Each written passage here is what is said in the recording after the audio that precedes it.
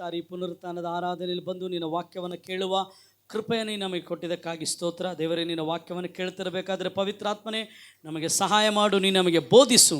ಕೇಳುವ ಕಿವಿಗಳನ್ನು, ಗ್ರಹಿಸುವ ಮನಸ್ಸನ್ನು ನಾವು ಬಿಡುಗಡೆಗೊಳಿಸ್ತೇವಪ್ಪ. ಮಹಿಮೆ ಘನತೆ ನಿನ್ನ ಕೊಡ್ತಾ ಯೇಸುವಿನ ನಾಮದಲ್ಲಿ ಪ್ರಾರ್ಥಿಸ್ತೇವೆ, ನಮ್ಮ ಜೀವವುಳ್ಳ ಪರಲೋಕದ ತಂದೆಯೇ, ಆಮೇನ್. ಎಲ್ಲ ಸೇರೋಣ, ಆಮೇನ್. ಹಾಲೆಲೂಯಾ.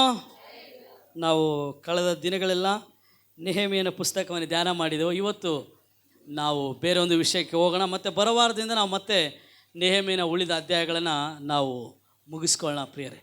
ಆಮೇನ್.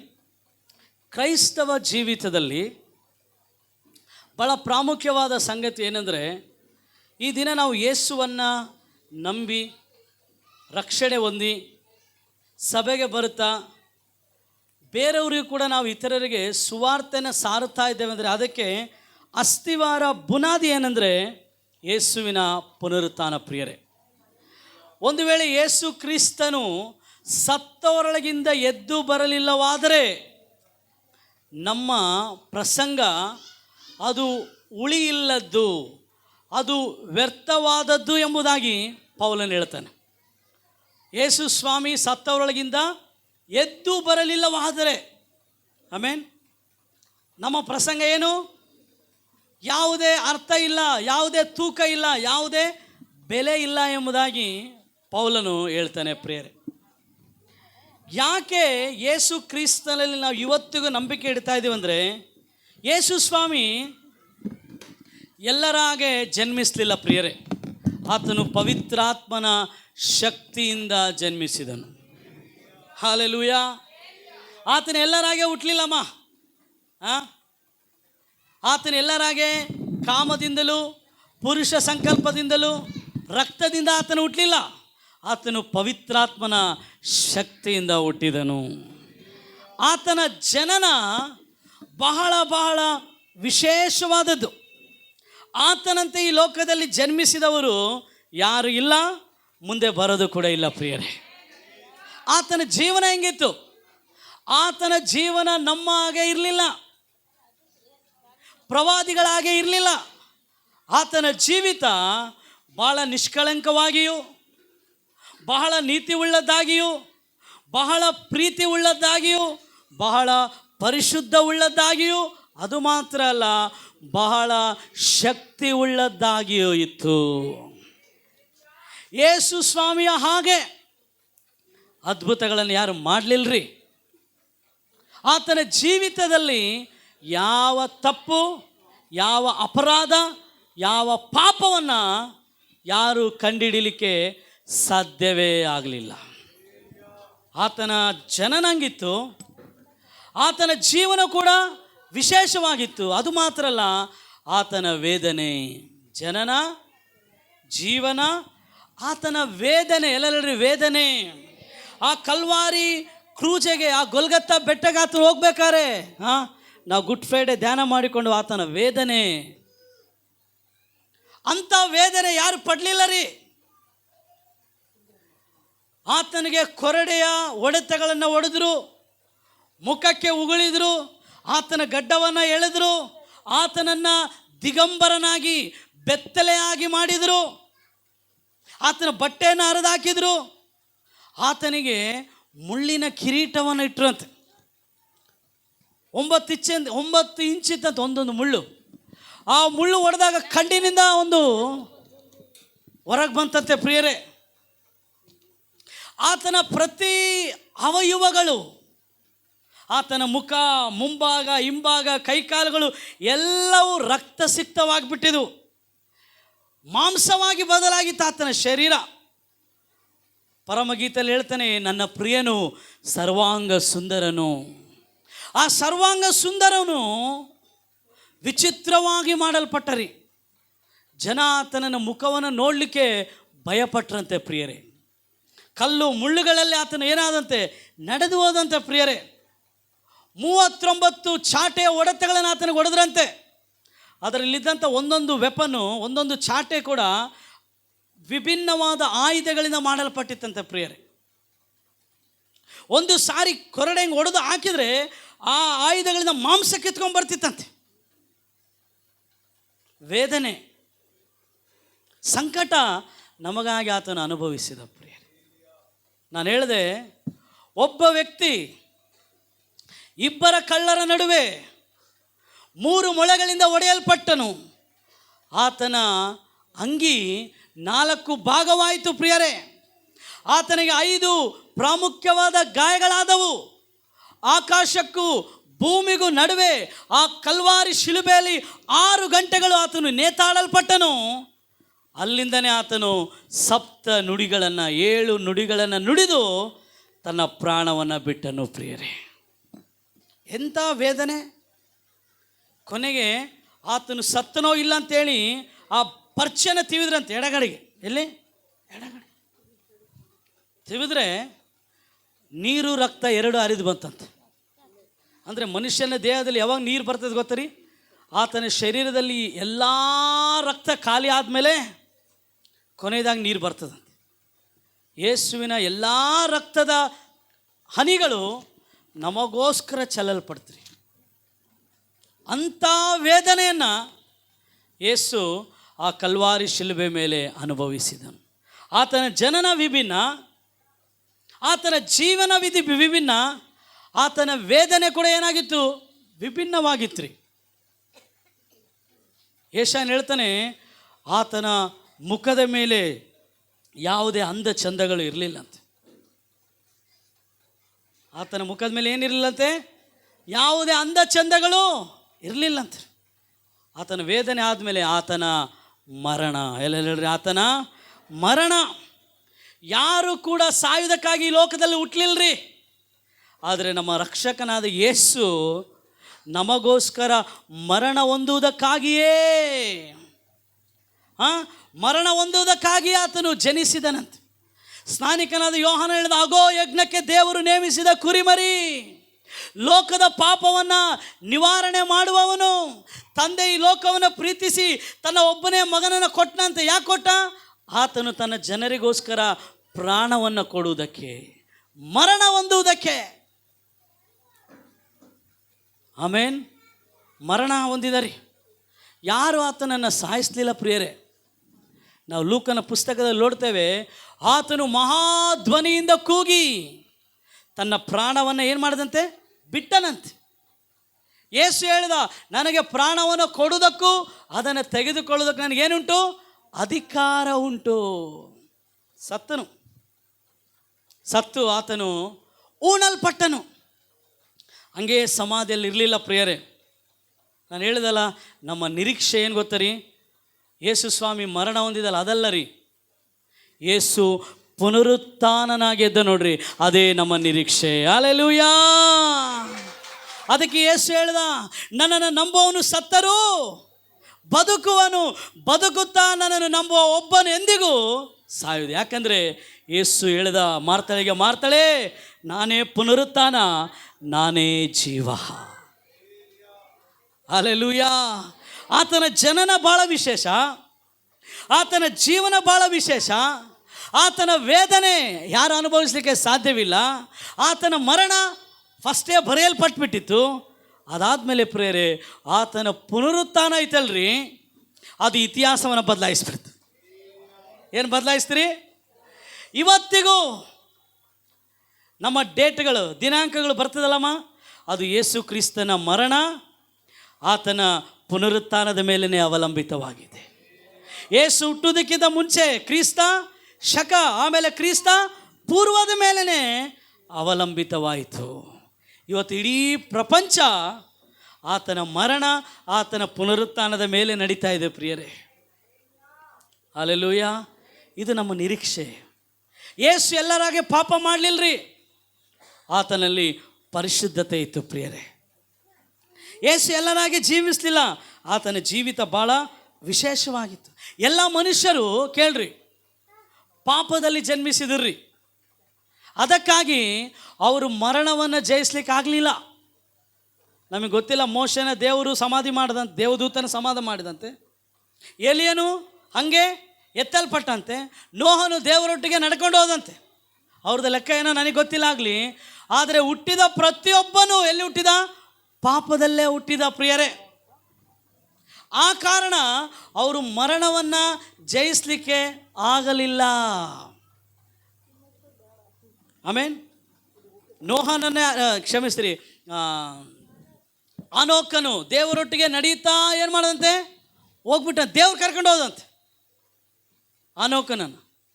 ಆಮೇಲೆ ಪ್ರವಾದಿಯಾದ ಎಲಿಯನನ್ನು ದೇವರು ರಥಾಶ್ವಗಳ ಮಧ್ಯದಲ್ಲಿ ಆತನ ಏನೇ ಮಾಡಿದಂತೆ, ಮೇಲಕ್ಕೆ ತಗೊಂಡು ಹೋದಂತೆ. ಅದಾದಮೇಲೆ ಮೋಶೆ ಸಮಾಧಿ ಮಾಡಿದಂತೆ. ದೇವ್ರು ಎಲ್ಲಿ ಮಾಡ್ಯಾನೆ ಗೊತ್ತಿಲ್ಲ, ಆದರೆ ಎಲ್ಲರೂ ಕೂಡ ಪಾಪದಲ್ಲೇ ಹುಟ್ಟಿದವರು. ಎಲ್ಲರೂ ಕೂಡ ಯಾವುದರಲ್ಲಿ ಹುಟ್ಟಿದವರು? ಅಮ್ಮ ಹೇಳ್ಬೇಕು, ಯಾರಲ್ಲಿ ಹುಟ್ಟಿದವರು? ತಲೆ ಎತ್ತಿ ನೋಡ್ಬೇಕು, ತಲೆ ತಗ್ಗಿಸ್ಬೇಕು. ಯಾರು ನಮ್ಮನ್ನು ನಾನು ನೋಡೋಕೆ ಬಂದಿಲ್ಲ ಇಲ್ಲಿ, ನಾನು ನೋಡ್ಬೇಕು ಎಲ್ಲರೂ. ಪೇತ್ರ ಹೇಳಿದಂತೆ ಆ ಕುಂಟನಿಗೆ, ನನ್ನನ್ನು ದೃಷ್ಟಿಸಿ ನೋಡು, ನನ್ನ ನೋಡು. ಆಮೇಲೆ ಏಸಪ್ಪನ ನೋಡಿದರೆ ಬೆಳಕು ಬರ್ತದೆ, ನನ್ನ ನೋಡಿದರೆ ವಾಕ್ಯ ಬರ್ತದೆ. ಆಮೇಲೆ ನಾನು ಏನು ಹೇಳ್ತಿದ್ದೆ, ಎಲ್ಲರೂ ಪಾಪದಲ್ಲೇ ಹುಟ್ಟಿದವರು, ಪಾಪ ಕೊಡುವ ಸಂಬಳ. ಆದರೆ ಯೇಸು ಮರಣವನ್ನು ಜಯಿಸಿದನು. ಯಾಕೆಂದರೆ ಯೇಸು ಪಾಪದಲ್ಲಿ ಹುಟ್ಟಲಿಲ್ಲ, ಪವಿತ್ರಾತ್ಮನ ಶಕ್ತಿಯಿಂದ ಆತನು ಹುಟ್ಟಿದನು. ಹಲ್ಲೆಲೂಯಾ. ಯೇಸು ಪವಿತ್ರಾತ್ಮನ ಶಕ್ತಿಯಿಂದ ಹುಟ್ಟಿದ ಕಾರಣ ಆ ಪವಿತ್ರಾತ್ಮನ ಶಕ್ತಿ ಆತನನ್ನು ಮರಣದಿಂದ ಎಬ್ಬಿಸಿದಂತೆ ಪ್ರಿಯರೇ. ಅದೇ ಯೇಸುವನ ಮರಣದಿಂದ ಎಬ್ಬಿಸಿದ ಪವಿತ್ರಾತ್ಮನು ನಿನ್ನೊಳಗೂ ನನ್ನೊಳಗೂ ಆತನು ಜೀವಿಸ್ತಾ ಇದ್ದಾನೆ. ಆ ಪವಿತ್ರಾತ್ಮನ ಮೂಲಕ ಮಾತ್ರ ನಾವು ಪಾಪವನ್ನು, ದುರಭ್ಯಾಸಗಳನ್ನು ಜಯಿಸುವುದಕ್ಕೆ ಸಾಧ್ಯ. ರೋಮ 8ನೇ ಅಧ್ಯಾಯ ಹೇಳ್ತದೆ, ಪವಿತ್ರಾತ್ಮನ ಮೂಲಕವೇ ನೀವು ಶರೀರದ ದುರಭ್ಯಾಸಗಳನ್ನು ಜಯಿಸಲಿಕ್ಕೆ ಸಾಧ್ಯ. ಆಗ ಮಾತ್ರ ನೀವು ಬದುಕುವಿರಿ. ಆಮೇನ್. ಯೇಸುವನ ಮರಣದಿಂದ ಎಬ್ಬಿಸಿದ ಅದೇ ಪುನರುತ್ಥಾನದ ಶಕ್ತಿ, ಅದೇ ಪವಿತ್ರಾತ್ಮನ ಶಕ್ತಿ ನಮ್ಮೊಳಗೈತ್ರಿ. ಈಗ ನಾವು ಆ ಪುನರುತ್ಥಾನನಾದ ಯೇಸುವಿನ ಶಕ್ತಿಯನ್ನು ಉಪಯೋಗಿಸ್ಬೇಕ್ರಿ. ಸೈತಾನನು ಯೇಸು ಸಾಯೋ ತನಕ ಆತನನ್ನು ಶೋಧಿಸಿದ. ಯೇಸು ಸ್ವಾಮಿ ಶಿಲುಬೆ ಮೇಲೆ ಇದ್ದಾನೆ. ಅಲ್ಲಿದ್ದಂಥ ಜನರು ಹೇಳಿದರು, ನೀನು ದೇವಕುಮಾರನಾಗಿರುವ ಕೆಳಗಿಳಿದು ಬಾ ಅಂದರು. ಅಲ್ಲೇ ತನಕ ಶೋಧಿಸಿದರು. ಆದರೆ ನೀವು ನೋಡಿರ, ಯೇಸು ಪುನರುತ್ಥಾನನಾಗಿ ಎದ್ದ ಮೇಲೆ ಎಲ್ಲಿ ಕೂಡ ಸೈತಾನನು ಬಂದೇ ಇಲ್ಲರಿ, ಶೋಧಕನು ಬಂದೇ ಇಲ್ಲ. ಒಂದು ವೇಳೆ ನಿನ್ನೊಳಗೂ ನನ್ನೊಳಗೂ ನೀನು ಆ ಪುನರುತ್ಥಾನದ ಶಕ್ತಿಯನ್ನು ಹೊಂದಿಕೊಂಡು ಜೀವಿಸಿದರೆ ಸೈತಾನನು ನಮ್ಮನ್ನು ಶೋಧಿಸಲಿಕ್ಕೆ ಸಾಧ್ಯವೇ ಇಲ್ಲ. ಹಲ್ಲೆಲೂಯಾ. ಈ ಪುನರುತ್ಥಾನದ ಶಕ್ತಿ ಎಲ್ಲ ಶಕ್ತಿಗಳಿಗಿಂತ ದೊಡ್ಡದ್ರಿ. ಪಾಪವನ್ನು, ಪಾತಾಳವನ್ನು, ಮರಣವನ್ನು ಜಯಿಸಿದ ಶಕ್ತಿ ಅದು. ಅಂಥ ಶಕ್ತಿಯನ್ನು ದೇವರು ನಮಗೆ ಕೊಟ್ಟೋಗಿದ್ದಾನೆ ಪ್ರಿಯರೇ. Hallelujah, hallelujah. ಬ್ಯೂಟಿಫುಲ್ ವಚನ ರೀ. ನಾನು ಹುಡುಕ್ತಾ ಇದ್ದೆ, ನನಗೆ ಸಿಕ್ಕಿಲ್ಲ ಈ ವಾಚ. ಆಮೇಲೆ ಬೇರೆಯವ್ರಿಗೆ ಹೇಳಿದೆ, ಅವ್ರು ಹುಡ್ಕೊಟ್ರು. ಲೂಕ 24ನೇ ಅಧ್ಯಾಯ 19ನೇ ವಚನ ಹೋದ್ರು. ಬ್ಯೂಟಿಫುಲ್ ಮಾತು ರೀ. ನಾನು ಈ ವಾರ ಎಲ್ಲ ಇದನ್ನು ಧ್ಯಾನ ಮಾಡ್ತಿದ್ದೆ. ಹೋದ್ರಿ 19ನೇ ಅಧ್ಯಾಯ 24ನೇ ಅಧ್ಯಾಯ 19ನೇ ವಚನ. ಯಾವ ಸಂಗತಿಗಳು ಎಂದು ಹೇಳಿದನು. ಅದಕ್ಕೆ ಅವರು, ನಜರೇತಿನವನಾದ ಯೇಸುವಿನ ಸಂಗತಿಗಳೇ, ಆತನು ದೇವರ ಮುಂದೆ ಮತ್ತು ಮನುಷ್ಯರ ಮುಂದೆ ಕೃತ್ಯದಲ್ಲಿಯೂ ಮಾತಿನಲ್ಲಿಯೂ ಸಮರ್ಥನಾದ ಪ್ರವಾದಿಯಾಗಿದ್ದನು. ಯೇಸು ಹೆಂಗಿದಂತ್ರಿ? ಇವಾಗ ಪುನರುತ್ಥಾನನಾದ ಯೇಸು ಅವ್ರ ಮುಂದೆ ಬಂದನಮ್ಮ. ಚೆನ್ನಾಗಿ ಕೇಳ್ರಿ. ಯೇಸು ಸ್ವಾಮಿ ಸುಮಾರು 40 ದಿವಸ, ಅಂದರೆ ಲಾಸ್ಟ್ ವೀಕ್ ನಾವೇನು ಆಚರಿಸ್ಕೊಂಡಿವಿ, ಪುನರುತ್ಥಾನ ಭಾನುವಾರ ಆಚರಿಸ್ಕೊಂಡು. ಇವಾಗ ಅನ್ಕೊಳ್ರಿ, ಇವಾಗ 7ನೇ ದಿನ, ಓಕೆನಾ? 8ನೇ ದಿನದಲ್ಲಿ ಯೇಸು ಸ್ವಾಮಿ ಕಾಣಿಸ್ಕೊಳ್ತಾ ಇದ್ದಾನೆ ಅನೇಕರಿಗೆ. 40 ದಿವಸ ಕಾಣಿಸ್ಕೊಂಡಂತೆ. ಎಷ್ಟು ದಿವಸ? 40 ದಿವಸ ಆತನು ತನ್ನ ಶಿಷ್ಯರಿಗೂ ಮತ್ತು ಅನೇಕ ಜನರಿಗೂ ಏನು ಮಾಡಿದಂತೆ, ಆತನು ಕಾಣಿಸಿಕೊಂಡಂತೆ ಪ್ರಿಯರೇ. ನಾವು 1ನೇ ಕೊರಿಂಥಿಯಲ್ಲಿ ಓದಿದಾದರೆ ಆತನು ನೋಡ್ರಿ, 1ನೇ ಕೊರಿಂಥಿ 1 ಅದರ 15ನೇ ಅಧ್ಯಾಯ 6ನೇ ವಚನ, 15:6 ಓದ್ರಿ. ತರುವಾಯ ಒಂದೇ ಸಮಯದಲ್ಲಿ 500 ಮಂದಿಗಿಂತ ಹೆಚ್ಚು, ಸಮಯದಲ್ಲಿ ಎಷ್ಟು ಜನಕ್ಕಂತೆ? 500 ಮಂದಿಗಿಂತ ಹೆಚ್ಚು ಸಹೋದರರಿಗೆ ಕಾಣಿಸಿಕೊಂಡನು. ಇತಿಹಾಸ ಹೇಳುತ್ತೆ, ಆತನು ಸುಮಾರು 550 ಮಂದಿಗಿಂತ ಹೆಚ್ಚಾಗಿ ಕಾಣಿಸ್ಕೊಂಡಂತೆ. ಸುಮಾರು 40 ದಿವಸ. ಅಪೊಸ್ತಲ ಕೃತ್ಯ 1ನೇ ಅಧ್ಯಾಯ ಓದ್ರಿ. ಅಪೊಸ್ತಲ ಕೃತ್ಯ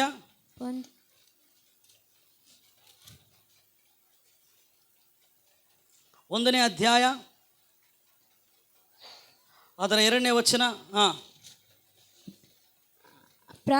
ಹೇಳಿ ತಾನು ಆರಿಸಿಕೊಂಡಿದ್ದ ಅಪೊಸ್ತಲರಿಗೆ ಪವಿತ್ರಾತ್ಮನ ಮೂಲಕ ಆಜ್ಞೆ ಕೊಟ್ಟು ಮೇಳನ ಲೋಕವನ್ನೇರಿದ ದಿನದವರೆಗೆ ವಿವರಿಸಿದೆನಷ್ಟೇ. ಆತನು ಬಾಧೆಪಟ್ಟು ಸತ್ತ ಮೇಲೆ ತನ್ನನ್ನು ಜೀವಂತನೆಂದು ಅನೇಕ ಪ್ರಮಾಣದಿಂದ ಅಪೊಸ್ತಲರಿಗೆ ತೋರಿಸಿಕೊಂಡನು. 40 ದಿವಸಗಳ ತನಕ ಅವರಿಗೆ ಅವರೆಲ್ಲರಿಗೆ ಕಾಣಿಸಿಕೊಳ್ಳುತ್ತಾ ದೇವರ ರಾಜ್ಯದ ವಿಷಯವಾದ ಸಂಗತಿಗಳನ್ನು ಹೇಳುತ್ತಾ ಇದ್ದನು. ಎಷ್ಟು ದಿವಸ ಕಾಣಿಸಿಕೊಂಡಂತ ಯೇಸು ಸ್ವಾಮಿ? 40. ಹೇಳ್ರಿ ಎಷ್ಟು ದಿವಸ ಅಂದ್ರೆ 40 ದಿವಸ ಆತನ ಈ ಭೂಮಿಯ ಮೇಲೆ ಇದ್ದ. ಯಾವಾಗ? ಪುನರುತ್ಥಾನನಾದ ಮೇಲೆ. ಎಲ್ಲ ಹೇಳ್ರಿ ಅಮ್ಮ, ಎಲ್ಲ ಹೇಳ್ರಿ. ಪುನರುತ್ಥಾನನಾದ ಮೇಲೆ ಎಷ್ಟು ದಿವಸ? 40 ದಿವಸ. ಎಷ್ಟು ಜನರಿಗೆ? 500ಕ್ಕಿಂತ ಹೆಚ್ಚು ಜನರಿಗೆ ಆತನು ಕಾಣಿಸಿಕೊಂಡನು. ಒಂದು ಭೂತವಾಗಿ ಕಾಣಿಸ್ಕೊಳ್ಳಿಲ್ಲ, ಒಂದು ದೆವ್ವವಾಗಿ ಕಾಣಿಸ್ಕೊಳ್ಳಿಲ್ಲ, ಜೀವಂತನೆಂದು ಜೀವಿಸ್ತಾ ಇದ್ದೇನೆ ಎಂಬುದಾಗಿ. ಅದಕ್ಕೆ ಪ್ರಕಟಣೆ ಗ್ರಂಥ ನೋಡ್ತೇವೆ, ಜೀವಿಸುವಾತನು సజీవుడైన వాడు సెలవిచ్చినదేమనగా ಜೀವಿಸುವಾತನು ಹೇಳುವುದೇನೆಂದರೆ ಎಂಬುದಾಗಿ ನಾವು ಪ್ರಕಟಣೆ ಗ್ರಂಥದಲ್ಲಿ ನೋಡ್ತೇವೆ. ಯೇಸು ಸ್ವಾಮಿ 40 ದಿವಸ 500 ಜನರಿಗಿಂತ ಹೆಚ್ಚು ಜನರಿಗೆ ಹೆಂಗೆ ಕಾಣಿಸ್ಕೊಂಡಂತೆ? ಜ್ವರಗಳು ಹೆಂಗೆ ಕಾಣಿಸ್ಕೊಂಡಂತೆ? ಜೀವಂತವಾಗಿ. ಎಲ್ಲ ಹೇಳ್ರಿ, ಜ್ವರ ಹೇಳ್ಬೇಕು. ಹೇಳ್ರಿ, ಜ್ವರ ಹೇಳ್ಬೇಕು. ಜೀವಂತವಾಗಿ. ಅದಾದಮೇಲೆ ಪೌಲ್ ಹೇಳ್ತಾನೆ, ನಾ ಬಾಲಕನಾದ ನನಗೂ ಕೂಡ ಕಾಣಿಸ್ಕೊಂಡ ಅಂತ ಹೇಳ್ತಾನೆ ಪೌಲನು. ನಾನು ಕೂಡ ಯೇಸುವನ್ನು ನೋಡಿದ್ದೇನೆ ಎಂಬುದಾಗಿ ಪೌಲನು ಸಾಕ್ಷಿ ಕೊಡುತ್ತಾನೆ. ಕೇಳ್ರಿ, ನಾನು ಏನು ಹೇಳ್ತಾ ಇದ್ದೇನೆ ಅಂದರೆ, ಪುನರುತ್ಥಾನನಾದ ಮೇಲೆ ನಡೆದಂಥ ಸಂಗತಿಗಳನ್ನು ಹೇಳ್ತಾ ಇದ್ದೇನೆ. ಒಂದು ದಿನ ಶಿಷ್ಯರಿಬ್ಬರು ಹೆಮ್ಮಾವು ಎನ್ನುವಂಥ ದಾರಿಯಲ್ಲಿ ಹಾದು ಹೋಗ್ತಾ ಇದ್ದಾರೆ. ಇಬ್ಬರು ಶಿಷ್ಯರು ಮಾತಾಡ್ಕೊಳ್ತಾ ಇದ್ದಾರೆ. ಎಂಥ ವ್ಯಕ್ತಿಯಪ್ಪ, ಹೆಂಗಿದ್ದಪ್ಪ, ಏನೆಲ್ಲ ಮಾಡ್ದಪ್ಪ ಅಂಥೇಳಿ ಯಾರ ಬಗ್ಗೆ ಮಾತಾಡ್ಕೊಳ್ತಾ ಇದ್ದಾರೆ? ಯೇಸುವಿನ ಬಗ್ಗೆ ಮಾತಾಡ್ಕೊಳ್ತಾ ಇದ್ದಾರೆ. ಇವಾಗ ಈತನು ರಕ್ಷಕನಾದ ಯೇಸು ಅಲ್ಲ, ರಕ್ಷಕನಾಗಿ ಬಂದು ಪ್ರಾಣ ಕೊಟ್ಟನೆ. ಈಗ ಪುನರುತ್ಥಾನನಾದ ಯೇಸು. ಎಲ್ಲ ಹೇಳ್ರಿ, ಜೋರಾಗಿ ಹೇಳ್ರಿ ಜೋರಾಗಿ. ಈ ಪುನರುತ್ಥಾನನಾದ ಯೇಸುವಿನ ಬಗ್ಗೆ ಅವರು ಮಾತಾಡ್ಕೊಳ್ತಾ ಇದ್ದಾರೆ. ಆದರೆ ನಾವು ಪ್ರಕಟಣೆ ಗ್ರಂಥದಲ್ಲಿ ನೋಡಿದರೆ ಆತನು ನಮ್ಮ ಮೊದಲಿಂಗನು. ಆತನು ನಮ್ಮ ಮೊದಲಿಂಗನು. ಇವಾಗ ನಾವು ಅಂತ್ಯಕಾಲದಲ್ಲಿದ್ದೇವೆ ಪ್ರಿಯರೇ. ನಾವು ನಮ್ಮ ಮೊದಲಿಂಗನಿಗೋಸ್ಕರ ನಾವು ಏನು ಮಾಡ್ತಾ ಇದ್ದೇವೆ? ಎದುರು ನೋಡ್ತಾ ಇದ್ದೇವೆ. ಆದರೆ ಇವಾಗ ನಾವು ಪುನರುತ್ಥಾನನಾದ ಯೇಸುವಿನ ಬಗ್ಗೆ ಮಾತಾಡ್ತಾ ಇದ್ದೇನೆ. ಈ ಶಿಷ್ಯರಿಬ್ಬರು ಹೋಗ್ತಾ ಇದ್ದಾರೆ. ಅವರು ಯಾವ ಯೇಸು? ಆ ಯೇಸು, ಅದ್ಭುತಗಳನ್ನು ಮಾಡಿದ ಯೇಸು, ಸತ್ತವರನ್ನು ಎಬ್ಬಿಸಿದ ಯೇಸು, ಮರಣ ಹೊಂದಿದ ಯೇಸುವಿನ ಬಗ್ಗೆ ಅವ್ರು ಏನು ಮಾಡ್ತಾ ಇದ್ದಾರೆ? ಮಾತಾಡ್ತಾ ಇದ್ದಾರೆ. ಆದರೆ ಇವಾಗ ಯೇಸು ಏನು ಹೇಳ್ತಾನೆ ನೋಡ್ರಿ ಅವರಿಗೆ. ಲೂಕ 25ನೇ ಅಧ್ಯಾಯದ 13ನೇ ವಚನ. ಅದೇ ದಿನದಲ್ಲಿ ಶಿಷ್ಯರಲ್ಲಿ ಇಬ್ಬರು ಯೆರೂಸಲೇಮಿಗೆ 6.5 ಮೈಲು ದೂರದಲ್ಲಿದ್ದ ಎಮ್ಮಾಹು ಎಂಬ ಹಳ್ಳಿಗೆ ಹೋಗುತ್ತಾ ಸಂಭವಿಸಿದ ಈ ಎಲ್ಲಾ ಕಾರ್ಯಗಳ ವಿಷಯವಾಗಿ ಸಂಭಾಷಣೆ ಮಾಡುತ್ತಿದ್ದರು.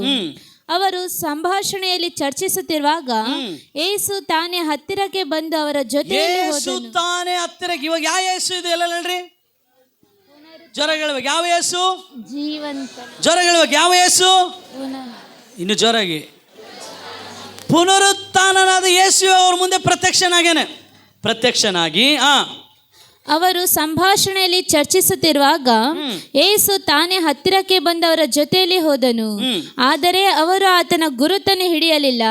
ಅವರ ಕಣ್ಣು ಕಟ್ಟಿದ ಹಾಗಾಯಿತು.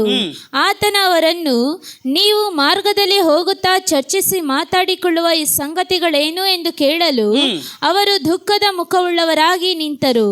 ಕೇಳ್ರಿ, ಅವರು ಯಾವ ಮುಖವುಳ್ಳವರಾಗಿ ನಿಂತರಂತೆ? ಪ್ರಿಯರೇ, ಅವರಿಗೆ ಬೇಜಾರಾಗ್ಬಿಟ್ಟೈತಿ. ಯಾಕೆ?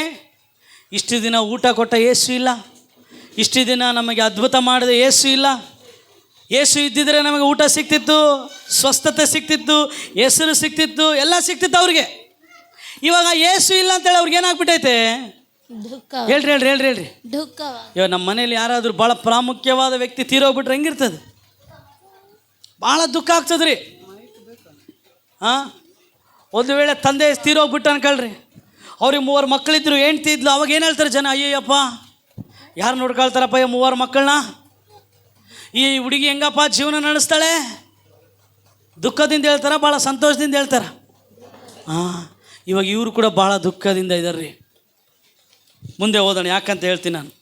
ಅವರಲ್ಲಿ ಕ್ಲೇಯೋಫನೆಂಬವನು ಆತನನ್ನು ಯೆರೂಸಲೇಮಿಗೆ ಬಂದ ಪರಸ್ಥಳದವರೆಲ್ಲರಿಗೂ ಈ ದಿವಸಗಳಲ್ಲಿ ಅದರೊಳಗೆ ನಡೆದಿರುವ ಸಂಗತಿಗಳು ಗೊತ್ತಿರಲಾಗಿ ನಿನಗೆ ಮಾತ್ರ ಗೊತ್ತಿಲ್ಲವೋ ಎಂದು ಕೇಳಲು ಆತನ ಅವರನ್ನು ಯಾವ ಸಂಗತಿಗಳು ಎಂದು ಕೇಳಿದನು. ಕೇಳ್ರಿ ಅವನು ಯಾವ ಸಂಗತಿಗಳಂತ ಯೇಸುಸ್ವಾಮಿ ಅವ್ರನ್ನ ಕೇಳ್ತಾ ಇದ್ದಾನೆ. ಇವಾಗ ಅವರು ಯೇಸುವಿನ ಬಗ್ಗೆ ಒಂದು ಸಾಕ್ಷಿ ಹೇಳ್ತಾರೆ. ಏನ್ ಸಾಕ್ಷಿ ನೋಡೋಣ?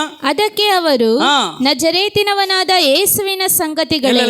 ನಜರೇತಿನವನಾದ ಯೇಸುವಿನ ಸಂಗತಿಗಳೇ. ಯೇಸುವಿನ ಸಂಗತಿ.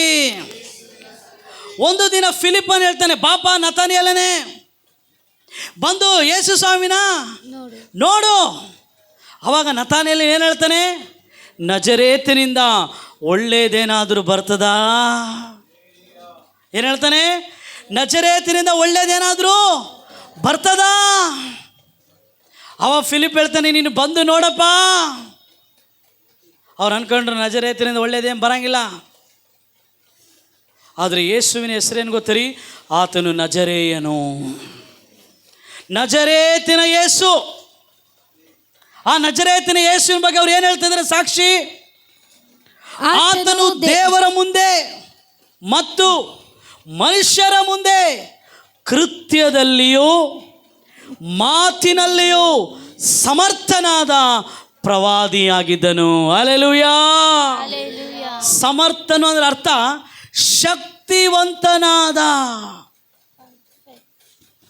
ಶಕ್ತಿವಂತನಾದ ಪ್ರವಾದಿಯಾಗಿದ್ದನು. ಯಾವುದರಲ್ಲಿ? ಕೃತ್ಯದಲ್ಲಿಯೂ ಮಾತಿನಲ್ಲಿಯೂ. ಎಲ್ಲರೂ ಹೇಳ್ರಿ ಜೋರಾಗಿ. ಸಮರ್ಥನಾದ ಪ್ರವಾದಿ. ಯಾರ ಬಗ್ಗೆ ಸಾಕ್ಷಿ ಹೇಳ್ತಾ ಇದ್ದಾರೆ ಇವರು? ಆ ಯೇಸುವಿನ ಬಗ್ಗೆ. ಪ್ರಿಯರೇ, ನಮ್ಮ ಯೇಸು ಕೃತ್ಯದಲ್ಲಿಯೂ ಮಾತಿನಲ್ಲಿಯೂ ಶಕ್ತಿ ಉಳ್ಳ ಸಮರ್ಥನಾದ ಪ್ರವಾದಿಯಾಗಿದ್ದನು. ಥಿಯೋಫಿಲನು ಬರಿತಾ ಹೇಳ್ತಾನೆ ಅಪೊಸ್ತಲ ಕೃತ್ಯ 1ನೇ ಅಧ್ಯಾಯದಲ್ಲಿ, ಯೇಸು ಮಾಡುವುದಕ್ಕೂ ಉಪದೇಶಿಸುವುದಕ್ಕೂ ಪ್ರಾರಂಭಿಸಿದಂತೆ. ಇಲ್ಲಿ ಅವ್ರು ಹೇಳ್ತಾ ಇದ್ದಾರೆ ಯೇಸು ಸ್ವಾಮಿ ಕೃತ್ಯದಲ್ಲಿಯೂ ಮಾತಿನಲ್ಲಿ. ನಮ್ದೆಲ್ಲ ಉಲ್ಟಾ ಹೇಳ್ರಿ. ಅಲ್ಲಿ ಥಿಯೋಫಿಲನ್ ಹೇಳ್ತೇನೆ, ಅಪೊಸ್ತಲ ಕೃತ್ಯದಲ್ಲಿ 1ನೇ ಅಧ್ಯಾಯದಲ್ಲಿ ನೋಡ್ತೇವೆ, ಯೇಸು ಮಾಡುವುದಕ್ಕೂ ಉಪದೇಶಿಸು. ಇವ್ರು ಹೇಳ್ತಾ ಇದ್ದಾರೆ ಯೇಸು ಸ್ವಾಮಿ ಕೃತ್ಯದಲ್ಲಿಯೂ ಮಾತಿನಲ್ಲಿಯೂ. ನಮ್ದೆಲ್ಲ ಉಲ್ಟಾ ರೀ. ನಾವು ಫಸ್ಟ್ ಉಪದೇಶ ಮಾಡ್ತೀವಿ, ಮಾಡೋದೇ ಇಲ್ಲ. ಆಮೇಲೆ ನಾವು ಫುಲ್ಲು ಮಾತಾಡ್ತೀವಿ ರೀ, ಅದ್ರ ಪ್ರಕಾರ ನಡೆಯೋದೇ ಇಲ್ಲ ನಾವು. ಇಲ್ಲಿ ಯೇಸುವಿನ ಬಗ್ಗೆ ಸ್ವಲ್ಪ ಆಲೋಚನೆ ಮಾಡಿರಿ. ಅವರು ಯೇಸುವಿನ ಕುರಿತು ಹೇಳುತ್ತಿರುವ ಸಾಕ್ಷಿ ಬಗ್ಗೆ ಸ್ವಲ್ಪ ಆಲೋಚನೆ ಮಾಡೋಣ. ಅಪೊಸ್ತಲ ಕೃತ್ಯದಲ್ಲಿ ನೋಡ್ತೇವೆ, ಆತನು ಮಾಡುವುದಕ್ಕೂ ಉಪದೇಶಿಸುವುದಕ್ಕೂ. ಆತನು ಉಪದೇಶಿಸುವುದಕ್ಕಿಂತ ಮುಂಚೆ ಮಾಡ್ತಾ ಇದ್ದ, ಮಾಡಿದ ಮೇಲೆ ಉಪದೇಶಿಸ್ತಾ ಇದ್ದ. ಆತನು ಮೊದಲು ಕೃತ್ಯದಲ್ಲಿ ಕಾಣಿಸ್ತಾ, ಕೃತ್ಯದಲ್ಲಿ ಮಾಡಿ ತೋರಿಸಿದ, ಆಮೇಲೆ ಆತನು ಮಾತಿನಲ್ಲಿ ಸಮರ್ಥನಾಗಿದ್ದ. ಪ್ರೇರ, ಈ ದಿನ ನಾವು ಮಾತಾಡ್ತೀವಿ ರೀ, ನಮ್ಮ ಕೃತ್ಯಗಳು ಹೆಂಗಿದೆ? ಅದಕ್ಕೆ ಭಾಳ ಜನ ಹೇಳ್ತಾರೆ, ಅಲ್ಲಪ್ಪ ನಿನ್ನ ಮಾತಲ್ಲ, ನಿನ್ನ ಕೃತ್ಯಗಳು ಮಾತಾಡಬೇಕು. Let you action speak. ನಮ್ಮ ಕೃತ್ಯಗಳೇನಾಗಬೇಕಂತೆ?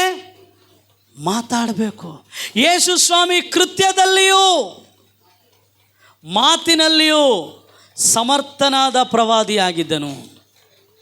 ಪತ್ರಿಕೆಗಳಲ್ಲಿ ಪೌಲನು ಹೇಳ್ತಾನೆ, ನಿಮ್ಮ ಪ್ರೀತಿ ಬರೇ ಮಾತಿನಲ್ಲಿ ಅಲ್ಲ, ಅದು ಕೃತ್ಯದಲ್ಲಿ, ಕಾರ್ಯದಲ್ಲಿ ಇರಲಿ. ಯೇಸು ಸ್ವಾಮಿ ಆತನು ಫಸ್ಟು ಮಾಡುವುದಕ್ಕೂ ಆಮೇಲೆ ಉಪದೇಶಿಸುವುದಕ್ಕೂ ಪ್ರಾರಂಭಿಸಿದಂತೆ. ಎಲ್ಲರಿ ದೇವರೇ, ಎಲ್ಲರ ಕೈಗಳೆತ್ತಿ, ದೇವರೇ ನನ್ನನ್ನು ಮೊದಲು ಮಾಡುವ ವ್ಯಕ್ತಿಯಾಗಿ, ಕೃತ್ಯದಲ್ಲಿ ನಡೆಯೋ ವ್ಯಕ್ತಿಯಾಗಿ ಮಾರ್ಪಡಿಸು. ಹಲ್ಲೆಲೂಯಾ. ನಾವೆಂಥ ಜನರಾಗಬೇಕಂದ್ರೆ ಈ ಪುನರುತ್ಥಾನದ ಯೇಸುವಿನ ಕುರಿತು ಅವ್ರು ಹೇಳ್ತಾ ಇದ್ರು ನೋಡ್ರಿ ಸಾಕ್ಷಿ, ಅಂಥ ಜನರು ನಾವು ಆಗ್ಬೇಕ್ರಿ.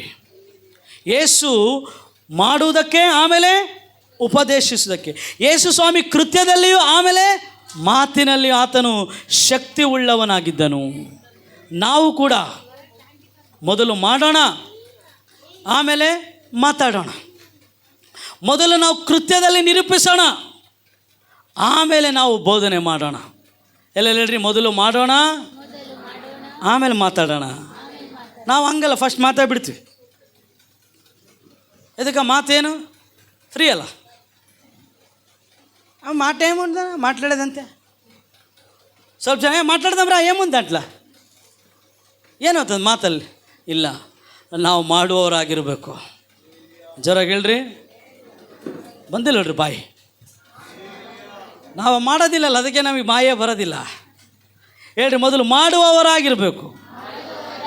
ನಮ್ಮ ಕೃತ್ಯಗಳು ಕಾಣಿಸ್ಬೇಕ್ರಿ ಜನರಿಗೆ. ಅಲ್ಲೆಲೂಯಾ. ಯೇಸು ಅವ್ರ ಬಗ್ಗೆ ಅವ್ರು ಏನು ಹೇಳ್ತಿದ್ದಾರೆ, ಯೇಸು ಕೃತ್ಯದಲ್ಲಿಯೂ ಮಾತಿನಲ್ಲಿಯೂ ಪರ್ಫೆಕ್ಟ್ ಇತ್ತಂತ ಆತನ ಮಾತು. ಆತ ಮಾತಾಡಿದರೆ తప్పు ఎవరు కనిపెట్టేవాళ్ళు కాదంట.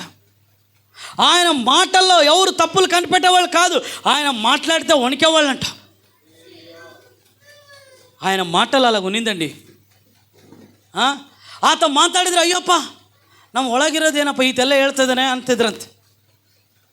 ಆತನ ಮಾತು ಕೇಳಿದರೆ ಅವರಲ್ಲಿ ಹೊಟ್ಟೆಯಲ್ಲಿ ಬೆಂಕಿ ಹಾಕ್ದಂಗೆ ಆಗ್ತಿತ್ತಂತೆ ಪ್ರಿಯರೇ. ಕಾರಣ ಆತನ ಮಾತು ಕರೆಕ್ಟ್ ಇತ್ತು ರೀ. ನಮ್ಮ ಯೇಸು ಸ್ವಾಮಿ ಮಾತು ಹೆಂಗಿತ್ತು ರೀ, ಕರೆಕ್ಟ್ ಆಗಿತ್ತು. ಅಲ್ಲಿ ಇದು ಎಮ್ಮಾವಲ್ಲಿ ನಡೆದ ಸಂಗತಿ. ಅದಾದಮೇಲೆ ನಾವು ನೋಡ್ತೇವೆ, ಯೇಸು ಸ್ವಾಮಿ 25ನೇ ವಚನದಲ್ಲಿ ಹೇಳ್ತಾನೆ, ಎಲ್ಲ ಬುದ್ಧಿ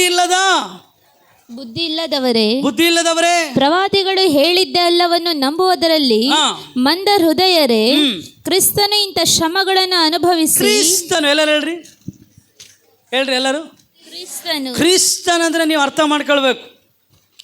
ಕ್ರಿಸ್ತನು ಅಂದರೆ ಅದಕ್ಕಿಂತ ಮುಂಚೆ, ಯೇಸುವಿಗಿನ ಮುಂಚೆ ಕ್ರಿಸ್ತನು.